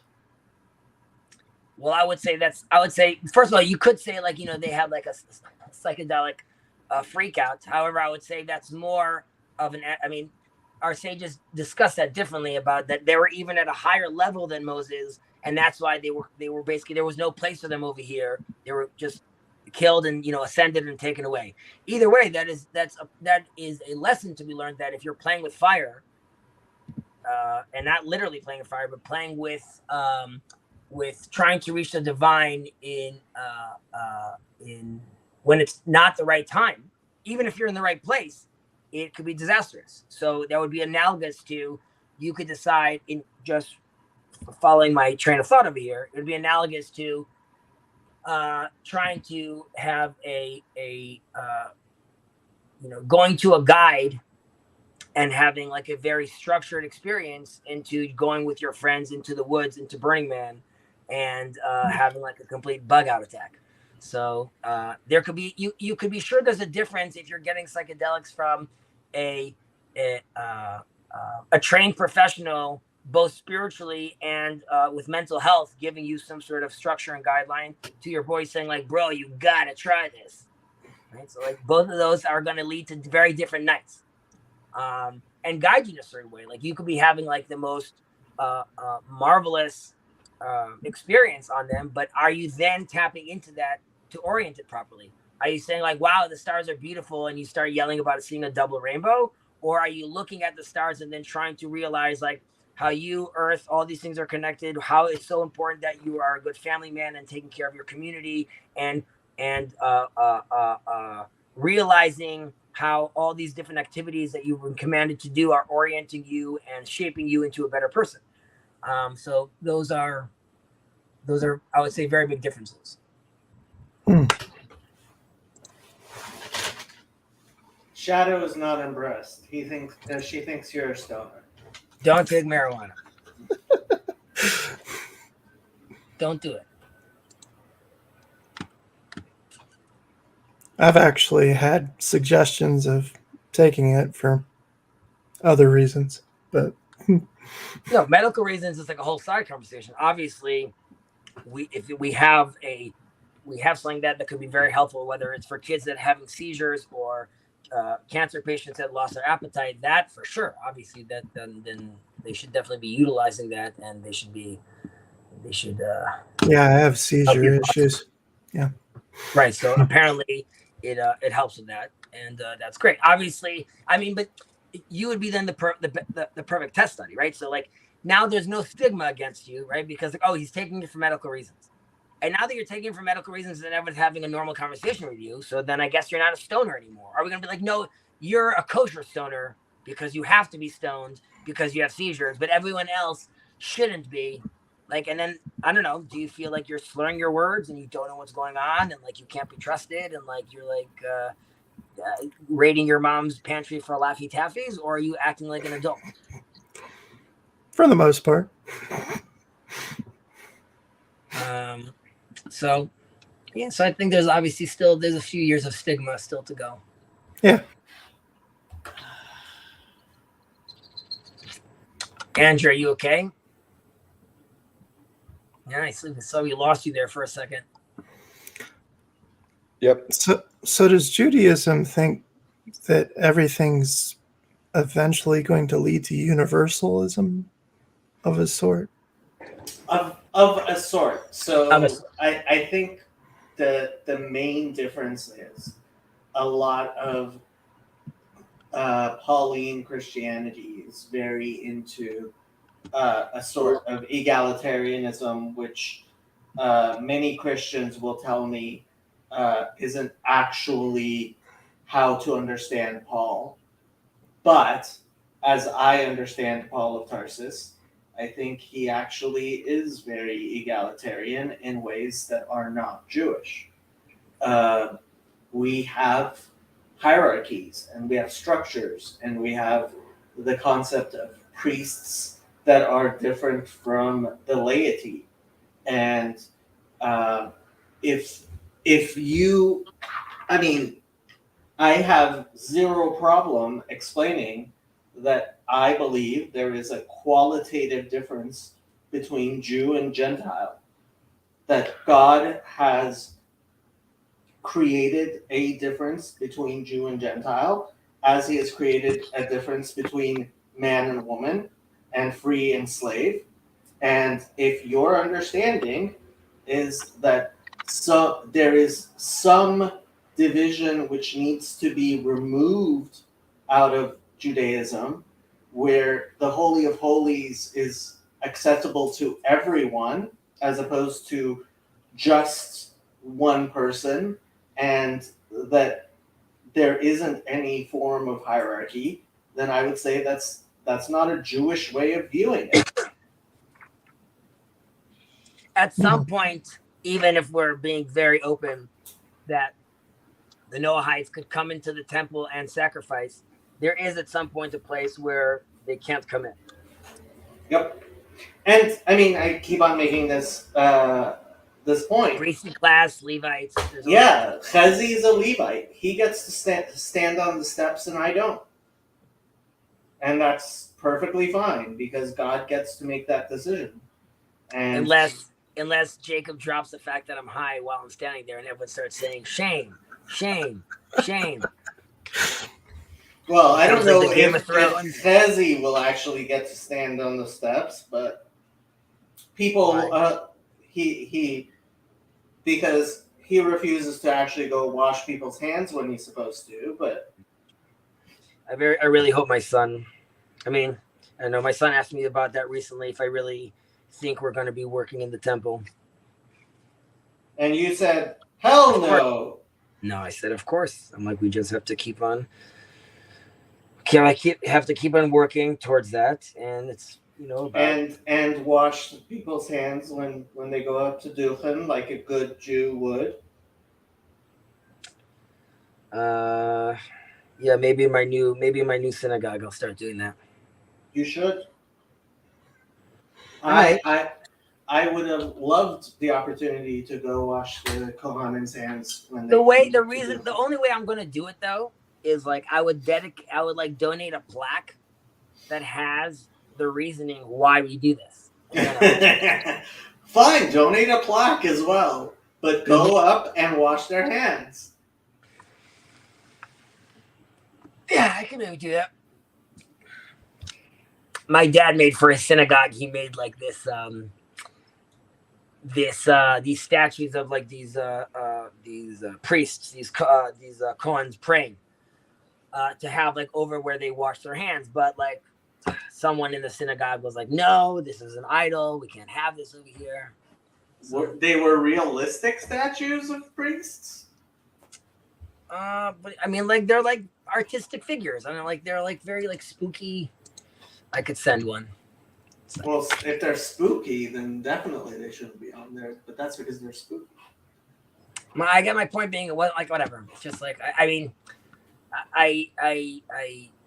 mentioned this in the past that like my dad makes like these busts, but like Jewish people are going to have like a very hard time buying like busts of, let's say, rabbis. Yeah, Trey wanted to make a statue of the Rebbe for me. I was like, no, thank you. So Trey, I have a lot of little statues of a lot of different rabbis. Hashem Yirachem. I start my morning prayer by setting them all up. I bow down to them first. Then he's joking. I'm joking. Sorry, this is exactly not being clear. I'm joking. I believe in God. I believe in God. I definitely believe in God. Thank God. Very much so. Very much. Thank God. Very much in love with him. Um, Oh, it's a him. I didn't know that. Jacob, Chezi. were you at all involved with this Bill Rabbi Maluk conversation? No, it was had in December. Or something like that. I think Rabbi Mullet actually probably had somebody take a look at it before he posted it. Interesting. I mean, I don't think he said anything controversial, and he clarified some points, which I understand why he clarified them if someone was watching it. But I was just so happy that he did that. Yeah, I mean, like, so I did actually like have some conversations with Rabbi Mullet about the necessity of rabbis to engage with Noahides more, which I think he found convincing. So like, I guess, does he see himself? Does he feel confident enough to position himself that way, like where he could answer those kind of questions, or no? He's not a posek. He teaches second grade Chezi. And I mean, a teacher of Tashbar obviously is a pious Jew and should know his Torah very well, but he's not a posek. He is not a posek. And he's not a Rav Moreh Hora. It's less about Moreh Hora. It's more about Yadin Yadin. Okay, but like, but he's not. So yeah, I guess that's a good point. But still, I just think the fact that he engaged him, I think it was great. I think it was good that he just hears from, let's say, I could be an Orthodox Jew. Chezi, you could go take the Rabbanut exams as well, you know. I'm thinking more and more if I just go take the freaking exams. That's not going to happen, but I am. Why? Oh, asking your grandfather? No, I'm thinking more and more of just trying to be involved in this kind of community. I would, if I were you, I would make sure to get smicha from my grandfather. Smicha from my grandfather before he goes. He lived to be 120, but even if he does live to be 120, you shouldn't wait until he's 119 to ask. And frankly, I think it makes a lot of sense. Like, why wouldn't you get smicha from your grandfather? Because I would not have the freedom to. And you could look at this as selfish, I guess. But I don't think I'd have the freedom to speak the way I speak. Why? Because there's more eyes on you. There's another sense of responsibility you have to take on. Okay, first of all, I have to tell you, Chezi, you can get smicha from your grandfather and not tell anyone. Trust me, we won't tell anyone either. And Andrew's right. Chezi loves wheat more than his grandfather. Chas v'shalom. Never.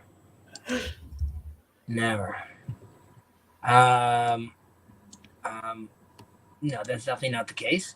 And yeah, I think I like being able to express myself and be more out there, because I like pushing the envelope. I like seeing how far people are going to go and take their ideas. You could push the envelope. Your grandfather pushed the envelope as a rabbi. He did. That is true. That is correct. He did do that.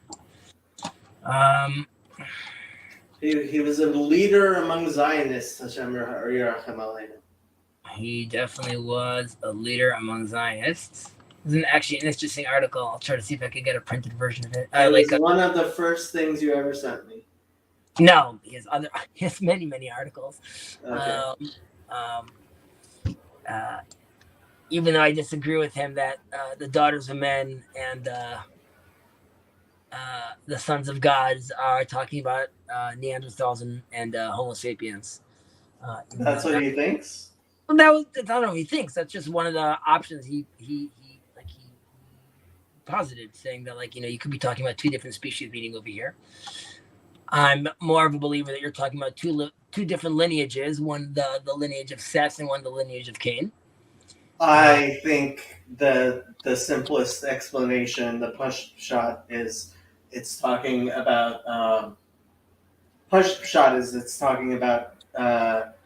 Game of Kings behavior. Again, talking about what? Game of Thrones behavior. Okay. Yeah. But that is That's the push shot. But Game of Thrones behavior, I would say, which that is in line with the lineage of Seth and the lineage of Cain, which is like if you could imagine the Lannisters looking at like a lowly, not a Stark, but some other lonely family and seeing them completely different. One has like a much more regal status. Well, I was thinking more along the lines of like the noblemen versus the little folk who didn't have last names. Correct. So, so the lineage of Seth is supposed to be the ones that have the spiritual toolkit, and Cain is the ones with the technological toolkit. And this is also where you see there's a fail both with Enoch, and there's a fail ultimately with Noah, and their names also both alluding towards mechanech, educator. One stays up in the mountain and ultimately has to be taken by God because God is merciful for him, saying there's no place for you over here, and you're not managing to educate the population properly. Then again, there's an attempt to do that with Noah, but here too there's a fail. And there's also a play on the fact that Noah and Enoch are walking before God or by the side of God. But either way, they're very much connected to God, and they can't remove themselves from their Seth lineage.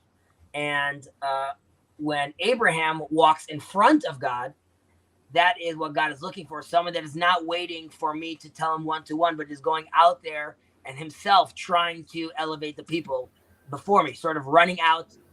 And that's why he's very interested in that. So yeah, that was a little rant. Sorry about that. It's okay. You're stoned. We understand.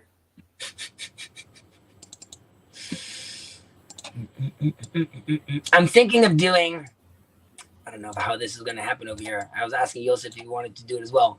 Well, I'll take a step back. First off, in Grail Country, they wanted to do an Exodus series and have commentary, and I was trying to see how that could work, and then I finally managed to do that on a Saturday night, but Nate's wife was going to join as well, and she's Jewish, and I explained to Nate that like I can't participate if she's participating as well, which he disagreed with but completely understood respectfully. Either way, it's not working out with the timing over there, and I can't be there. But I was thinking of maybe doing like I had the Pirkei Avot with Ben, maybe doing a Mini 2 class.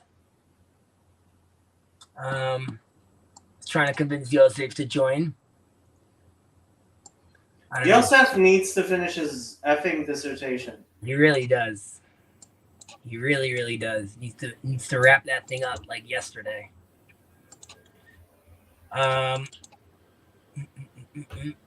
Trey, what class would be interesting for you?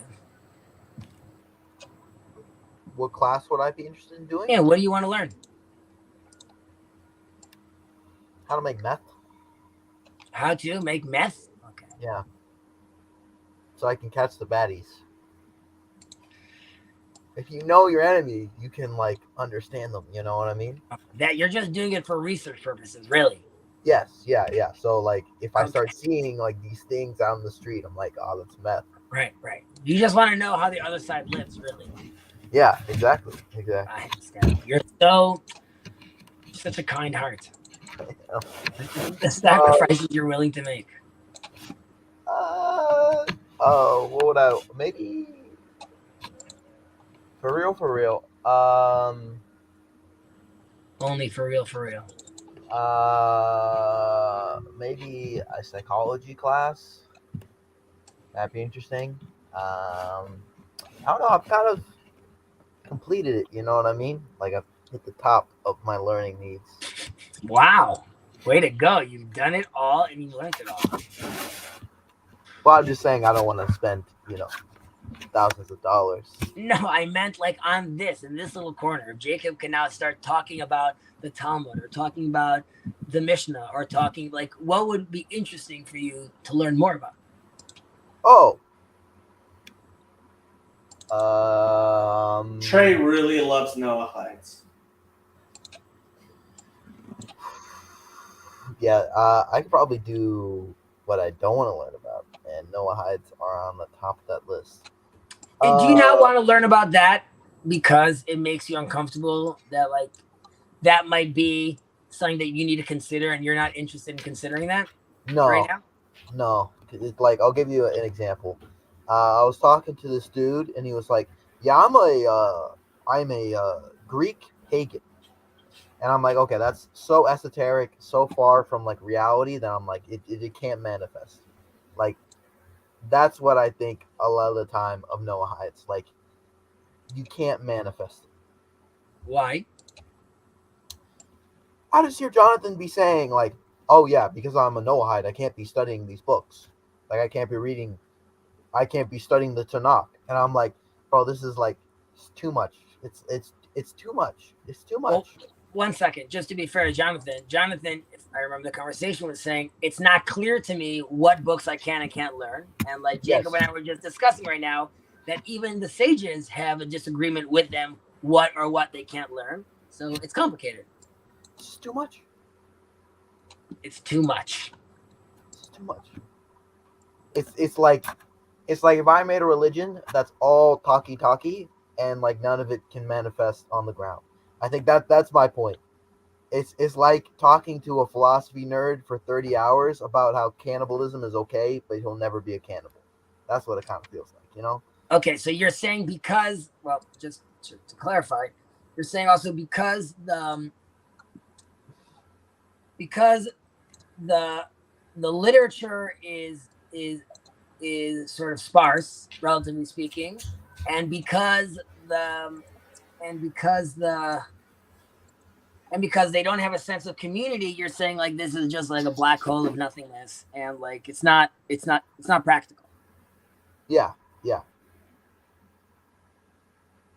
It's like Calvinism, It's like Calvinism. How is it like Calvinism? Like, you ask Paul, it's like, shouldn't Calvinists not preach? But they do preach. Like, it's like Tarek thing you talk about for 30 hours, It's like, why are you bothering? Yeah, like just go to church and shut up. You know what I mean? Like, Just go to church. it's like, You're so Eastern Orthodox. literally the opposite of that. Literally. Literally. Farthest thing that could be that. Literally the farthest thing. I love Noahides. I have to, but they just get on my nerves. Because it's like they're higher than every single other religion, but they aren't part of a religion. You know what I mean? I have no idea what you mean. Like, they're like, "Oh, you believe in that silly Jesus? Oh, you believe in that silly Muhammad?" You know what I mean? Nope. I have zero clue what you mean. Like, a Gentile saying Paul of Tarsus, and he's not an atheist, makes me feel weird.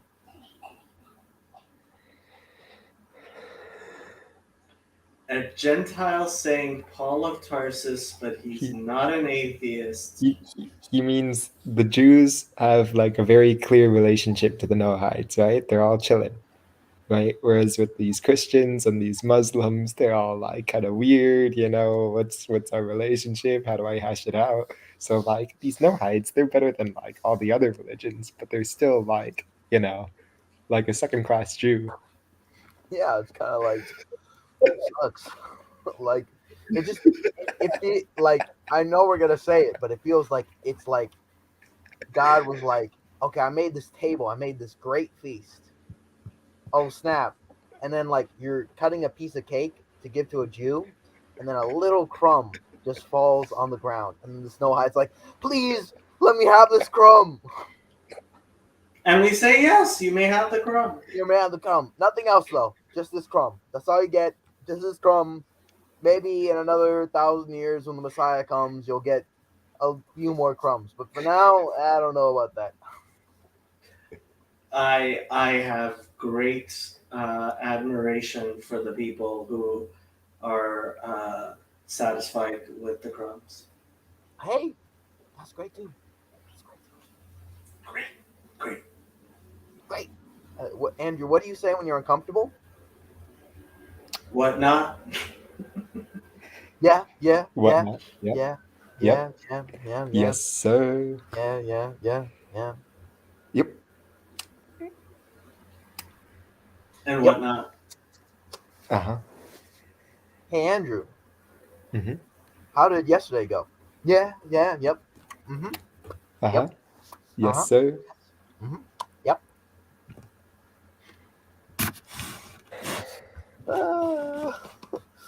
Oh, I have work tomorrow. Oh gosh. You have work tomorrow? What are you going to do at work tomorrow? I don't know. Read this book or something like that, you know? You're supposed to say, I could tell you, but then I'd have to kill you.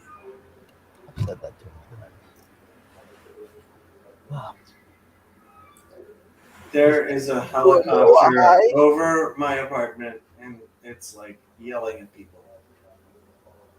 What'd you say? There's a helicopter over my apartment, and it's like yelling to people.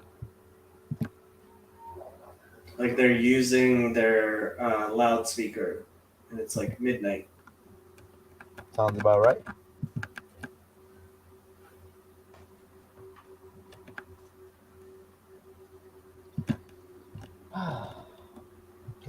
Good. And Hetty's gone. I'm still kind of down to go to Jerusalem. I don't know if it's happening. But yeah.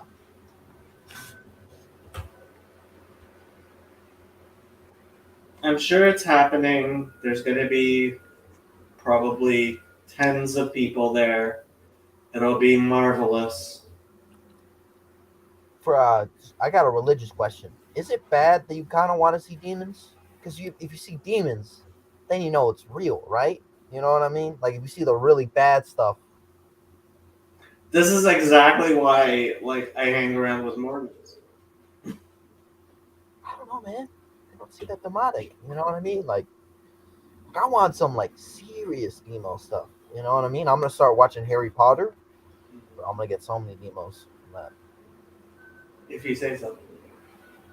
I forgot to tell you, witnesses couldn't watch Harry Potter, so you know. Hey, So what- giant. at the Lord of Spirits Lords of Spirit conference, we're gonna have a D&D tournament. Good. When is Lords of Spirits? You want to tell them? It's a podcast by Father Stephen DeYoung. No, I know that. When is the thing happening? Oh, it's around Halloween. Are you going, Andrew? No. All the tickets are out, right? Yep. Mm-hmm. Okay. I don't feel sad then. They're way sold out. They sold out all the tickets, and then they sold out of all the day passes too.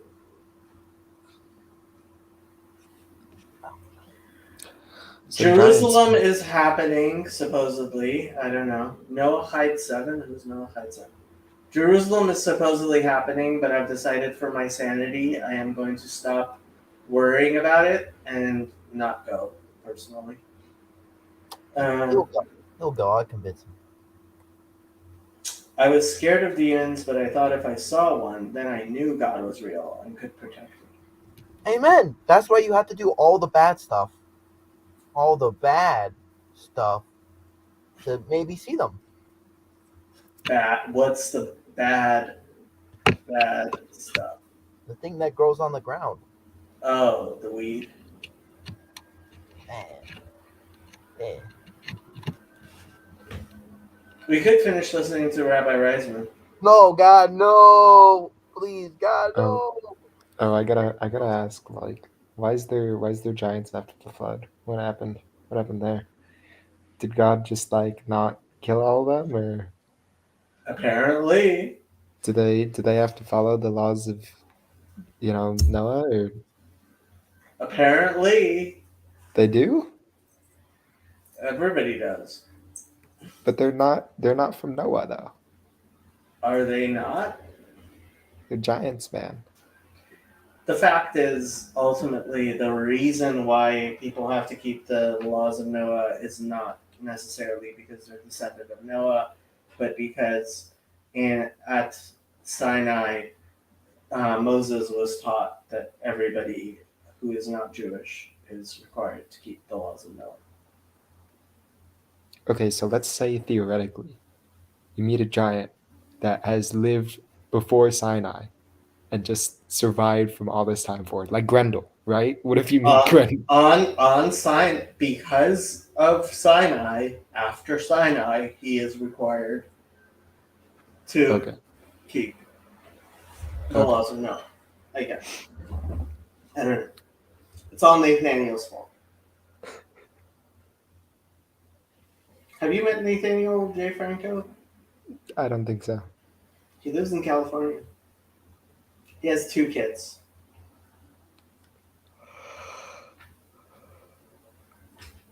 When I visited him, his wife was pregnant and his son was asleep.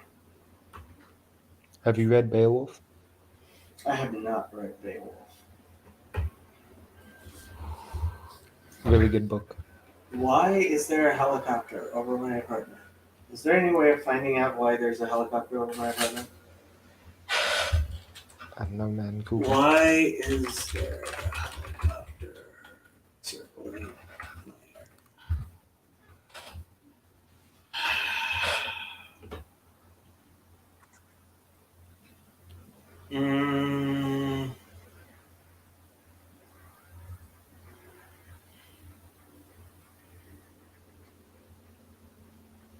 Tracking Los Angeles Police Department helicopters.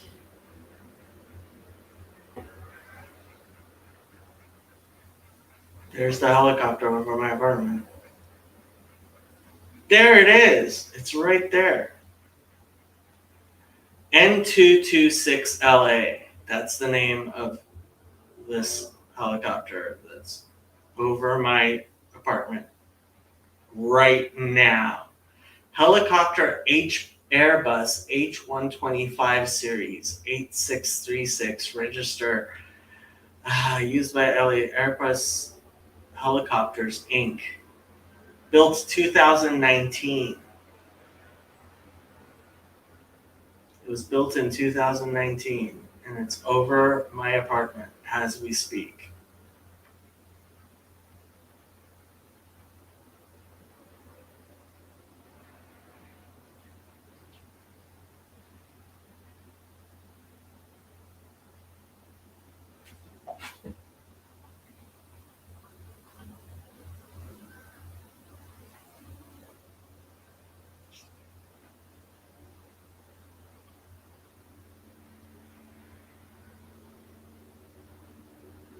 Get NFL Sunday Ticket and watch your favorite NFL teams' out-of-market Sunday games live. Also,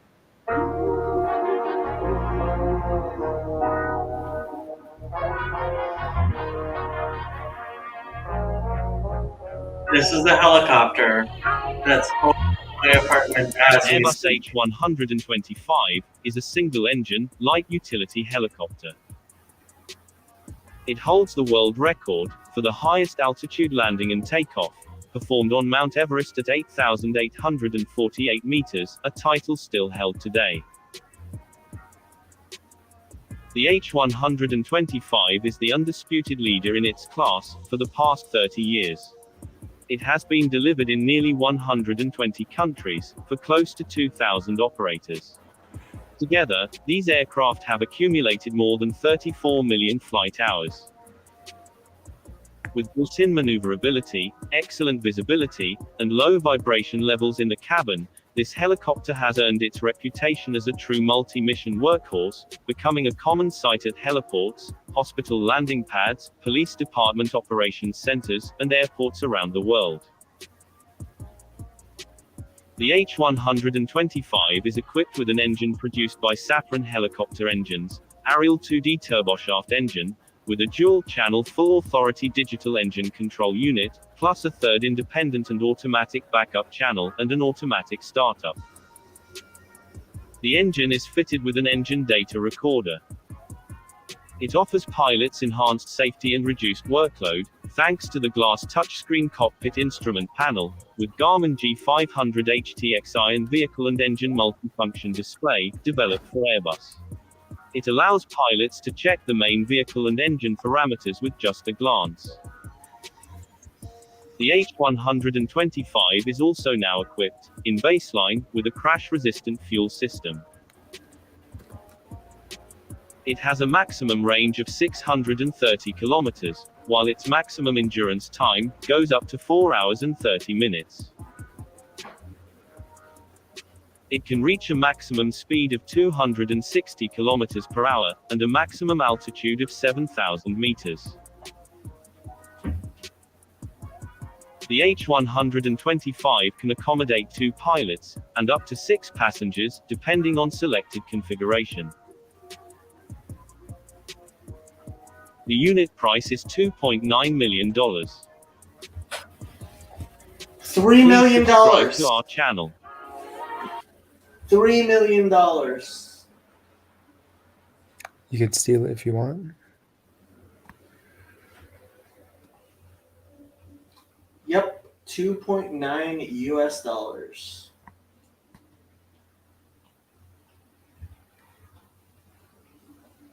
I guess I'd feel special if that was flying over my house. I don't feel special. We get what do they call them? Ghetto birds in Los Angeles all the time. But usually at this hour, like, I live in a posh enough area that, like, the people will call the police chief and be like, "This is too loud, I'm trying to sleep." And the police chief would be like, "Get that guy." Yeah. The Pope should get one. Call it the Popecopter.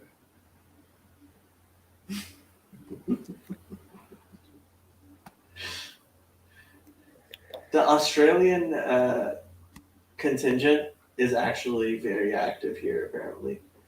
I'm pretty sure Connie's from Australia. I think Don is from Australia. And I think Ryan is from Australia. We have a bunch of Australians here. Crazy.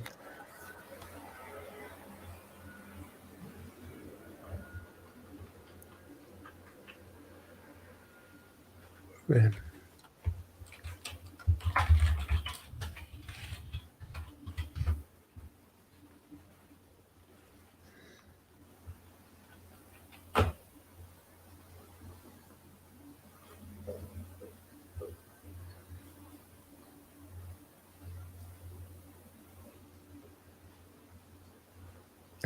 I gotta do homework. Go do homework. Mm-hmm. It's like midnight. Why are you doing homework? You know, you look outside, it's dark, you say, hey, I should have done stuff. And so you get all your best work done when it's midnight. Dawn is in Oregon. Sandy, you should be asleep. I was. I was listening to that. Oh, I was listening to the. Was he a rabbi that you put in the thing? Rabbi Reisman? Yeah. And then I fell asleep and I woke up with Ian McGilchrist talking in this very slow English voice about I don't know what. So, and then you were arguing with Hezi about getting a test from his grandfather again because I look to see what's going on in the world. He should get his test from I think so. that. Yeah, he should. There's a lot. The world is a crazy, crazy place, and it's getting crazier every day. And there's things that matter. And I think you're right. Get his test from his grandfather. We give out Vegemite sandwiches to foreigners who come here. That's nice. I've never had a Vegemite sandwich, although my friend used to eat them regularly. Vegemite is like a byproduct of making beer, I believe. Yeah, but they love their malt and everything. Oh my gosh, all my English friends when I was pregnant with my oldest told me I had to have malt beer because malt beer was going to be so good for me. Yeah, I wasn't going to say anything when my teacher was like, oh, yeah, nursing women shouldn't have any alcohol. I was like, are you kidding? Like, haven't you heard the old wives' tale that, like, it creates more milk and, like, I know plenty of women who, like, only drank when they were nursing. It's a weird thing because the whole, like, my friend who adopted the boy,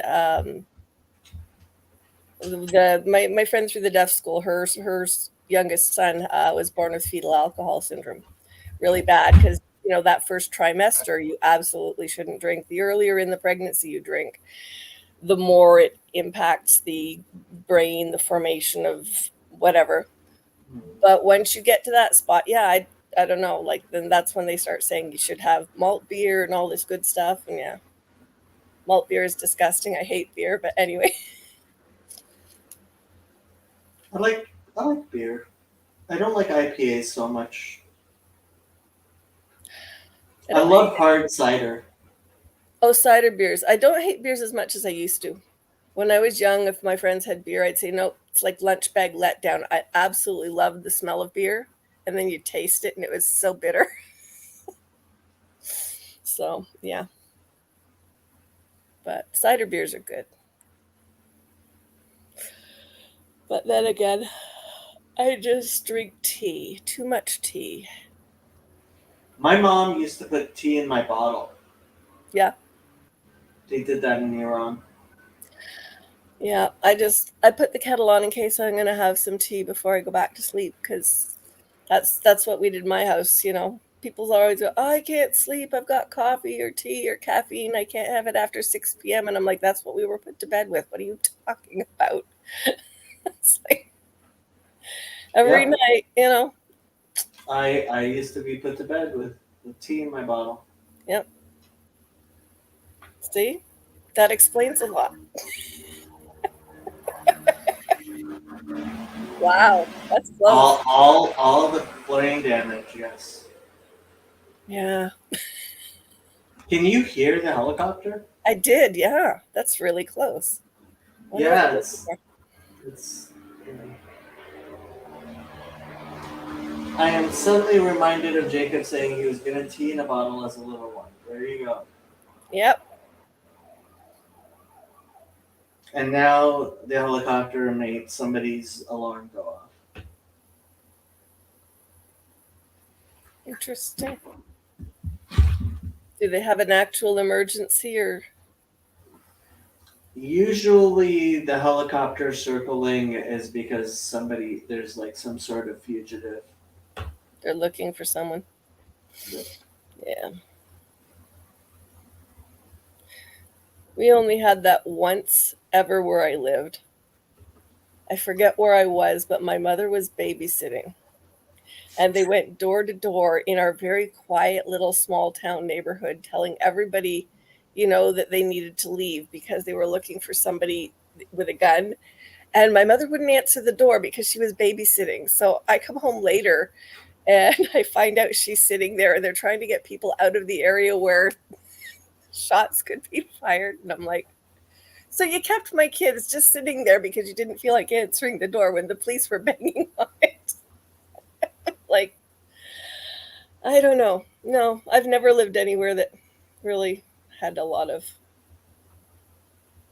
which is strange having grown up in Toronto. But we were in North End. There was nothing happened there. Still farm fields in my day. Well, when I was in college, I lived near USC, and near USC, there was a really bad neighborhood and stuff. But, this place, I'm very close to Beverly Hills. Frankly, I would be surprised if people from Beverly Hills, there weren't some people living in Beverly Hills who could hear this. And, they're the type of people who call the mayor, and the mayor does, I'm kind of wondering why this is still going since it's so loud. But maybe it's not loud enough to get all the way to Beverly Hills. But, Century City is right here, and those people are uber rich. Yeah. That's the new thing. There's not really a lot of middle ground anymore. Although there is, but they're working on it. Well, in Los Angeles, yeah. We have lots and lots of billionaires. Yeah. Some of those people that said they were getting rich through COVID, sitting home, learning how to be online, must be actually doing it. So you never know. What are your billionaires rich from? Are they actual billionaires who've worked their way up? Well, people, when they become billionaires, they move to Los Angeles. So, yeah. So, how have you been, Sandy? Well, I keep telling people I'm great, but I've been pretty tired, so I'm still waking up in the night and having some eye issues with my I'm not sure what's going on with my left eye, but yeah. How's the Catholic Church? They're still there. They're still fine. I haven't talked to the priest yet. He was at some conference, so. But I accidentally called the office instead of the health place that's looking after my ex because the phone wasn't bright enough when I clicked on what I thought was the right St. Joseph's, but all the places, there's 6 St. Joseph's I could have called. And I accidentally called the church, so we had a nice chat. So, yeah. They're good people, I guess. They're good people, I don't know what to say to the priest, though, because... Hi usually works. Yeah, I did that already. I said hi to him. Yeah, he was busy talking to some friends, and yeah. Yeah, we'll see. I'll let you know how it goes. I'll talk to him. I'll just kind of tell him I'm visiting and curious. And... yeah. How come there's so much Noahide talk right now? Are people just more interested, or is it the hot button word of the day? I was very surprised that Rabbi Reisman was talking about it. I was surprised about that. At the same time, so I don't think people realize that 100,000 Noahides translates to a lot more involvement with Orthodox Jews, with Gentiles, than has existed in a very, very long time. He was talking about a wedding where there were 3 seating sections. One I of heard them was for that. Yeah. And it's like, well, I mean, this is a wedding that he went to. And like, that's a very new experience. Okay, so I got a weird question. I have a weird answer. I know, that's why I'm going to ask you. You'll answer.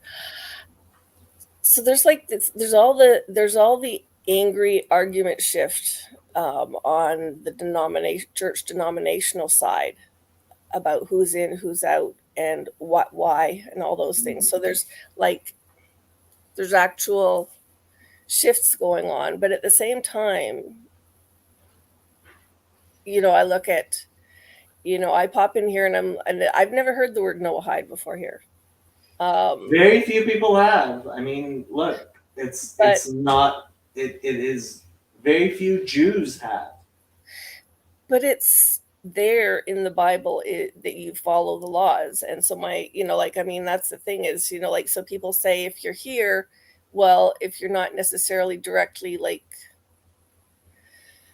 I'm suddenly looking at my life going, I'm always watching kind of where people are at around me. And I'm like, well, this doesn't surprise me because basically if there wasn't a word for it, would it change all that much? Not really. Well, I mean, the word God-fearers is used in the Christian Bible, and very few Christians actually recognize what it means when they read it in their own Bible. I know. I feel like there's knowing people across a number of denominations, not the Orthodox and the just general Protestant, just knowing people across a number of Protestant denominations, it's kind of weird to me how little people know, even the New Testament way better than most people I know. And which is shocking. I mean, I always thought that I would never be able to know the Christian Bible as well as a Christian, which is why when a Christian would tell me Jesus taught X, Y, or Z, I would be like, okay, that's what he must have thought. And I don't believe that anymore. I don't think Christians know enough about Judaism to read their own Bible generally. And that's, I think, well, from my take on it, I think that's the problem in a nutshell. There's so far down the line, I'm hearing more intelligent, well, aside from the not intelligent stuff, I'm hearing more intelligent discussion from a few people who are actually digging in, that are arguing on my denominational side, that you think, well, at least the people who went to school for it know some of it, but not even always. There's people there I listen to and I'm thinking, yeah, they know what they're talking about from the point of view they've studied it. Why don't they know the Old Testament stuff? Why? I'll hear comments on things and I'm like, where do you get that?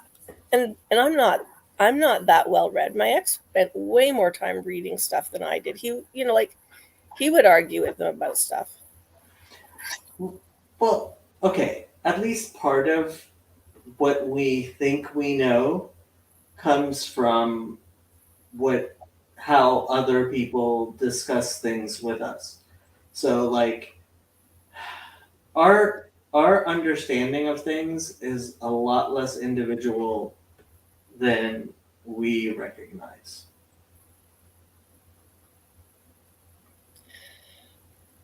Yeah. Most of my learning feels kind of scattered at the moment. I know about the little bits I know, but I don't know it in the depth that is discussed here. That's interesting.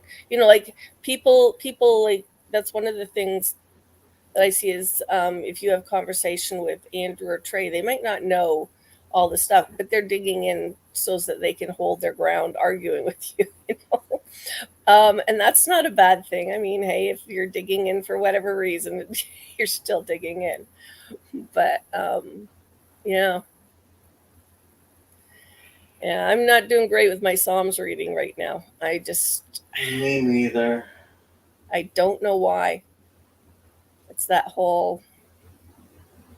Yeah, I've been telling people I'm doing the Maps of Meaning book right now. Finally, I got the audiobook from the library, and I found a PDF that I can look at while listening to it. So I didn't know if there was an audiobook.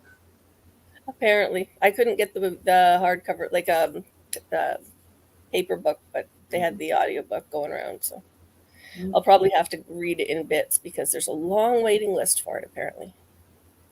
So, and they wouldn't want to buy any copies because that would put money in Jordan Peterson's. Well, I don't know if people request enough, they will. Librarians really enjoy their power trips. That's what I've noticed. Librarians really enjoy their power trips. Yeah.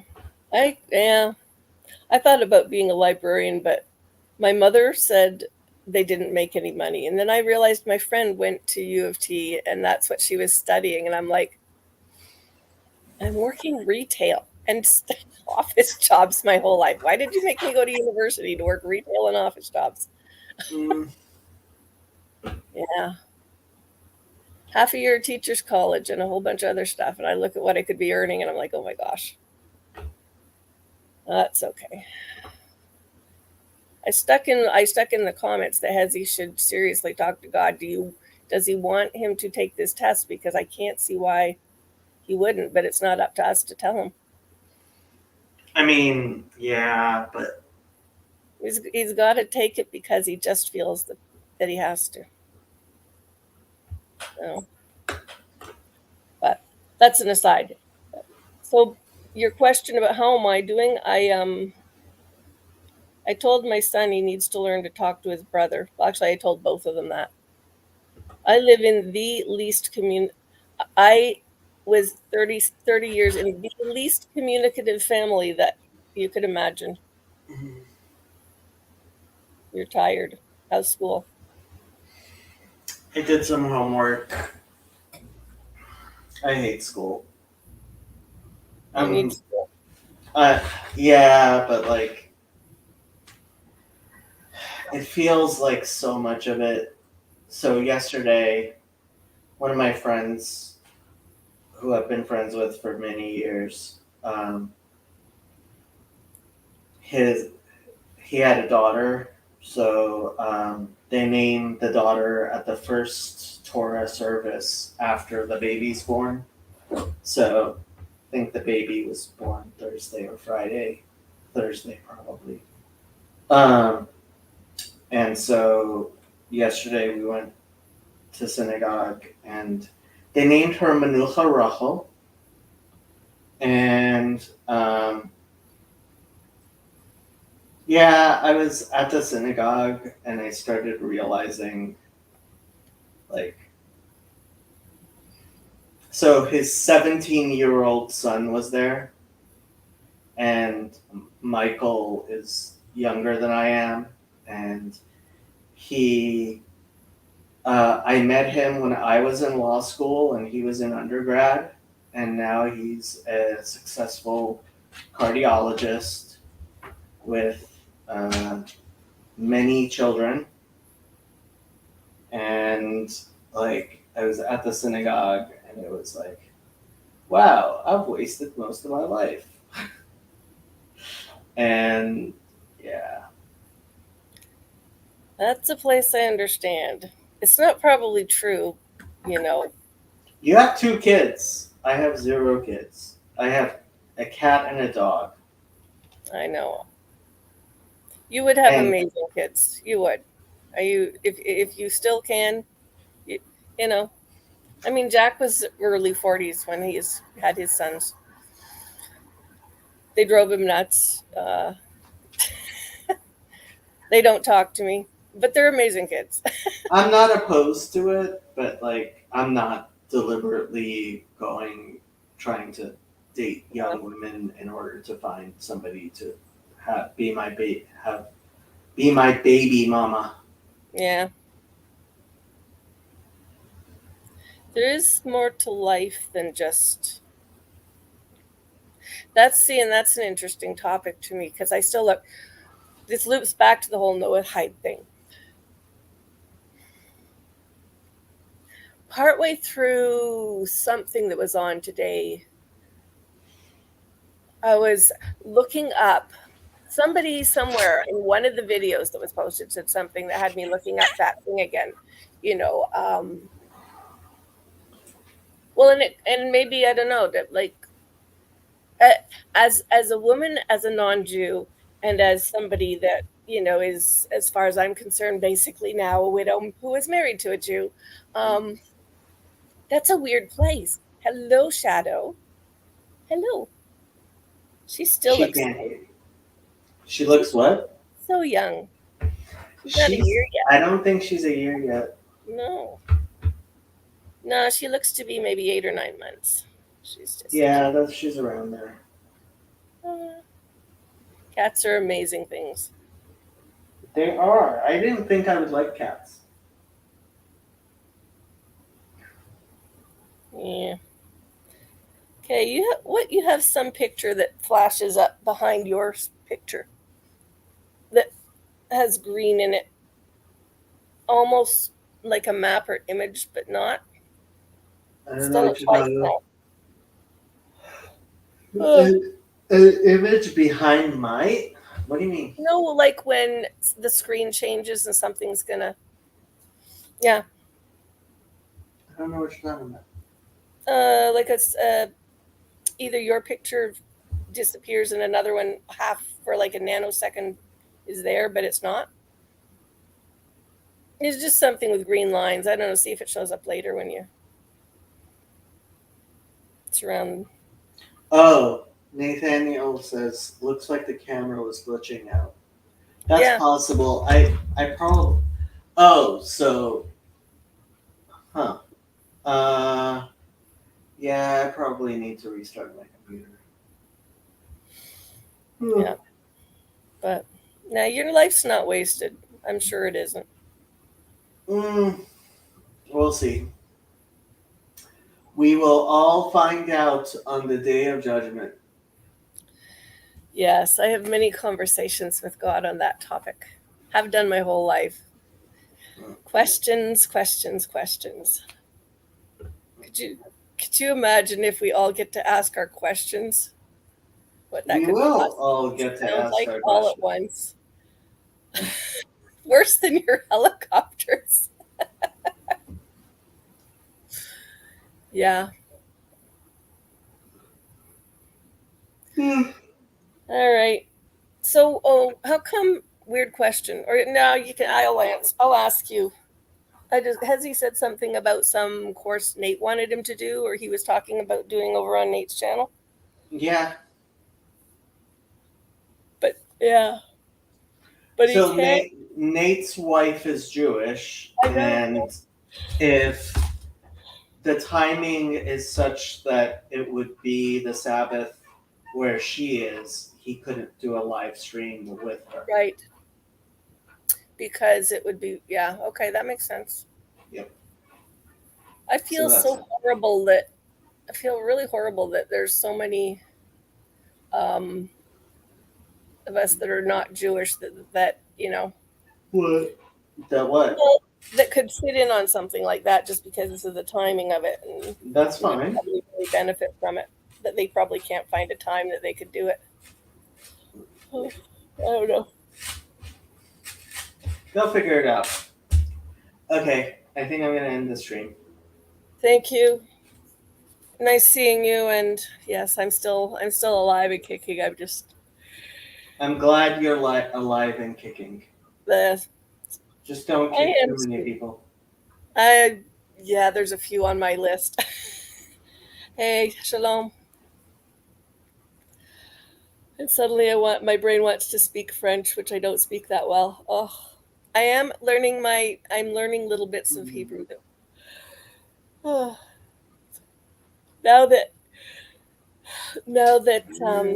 Yosef taught me how to put the proper keyboard on my phone, I can play Duolingo with actually being able to answer questions. Because before I didn't know how to make that work. I couldn't find the keyboard, so I'm having fun. All kinds of. Does the dog eat? I know whether it's the dog or a dog or all kinds of things that are completely irrelevant to any conversations here in Hebrew. Still fun. Anyway, Okay, I'm have a going good to end the enjoy stream. your courses. Don't let all the woke get you.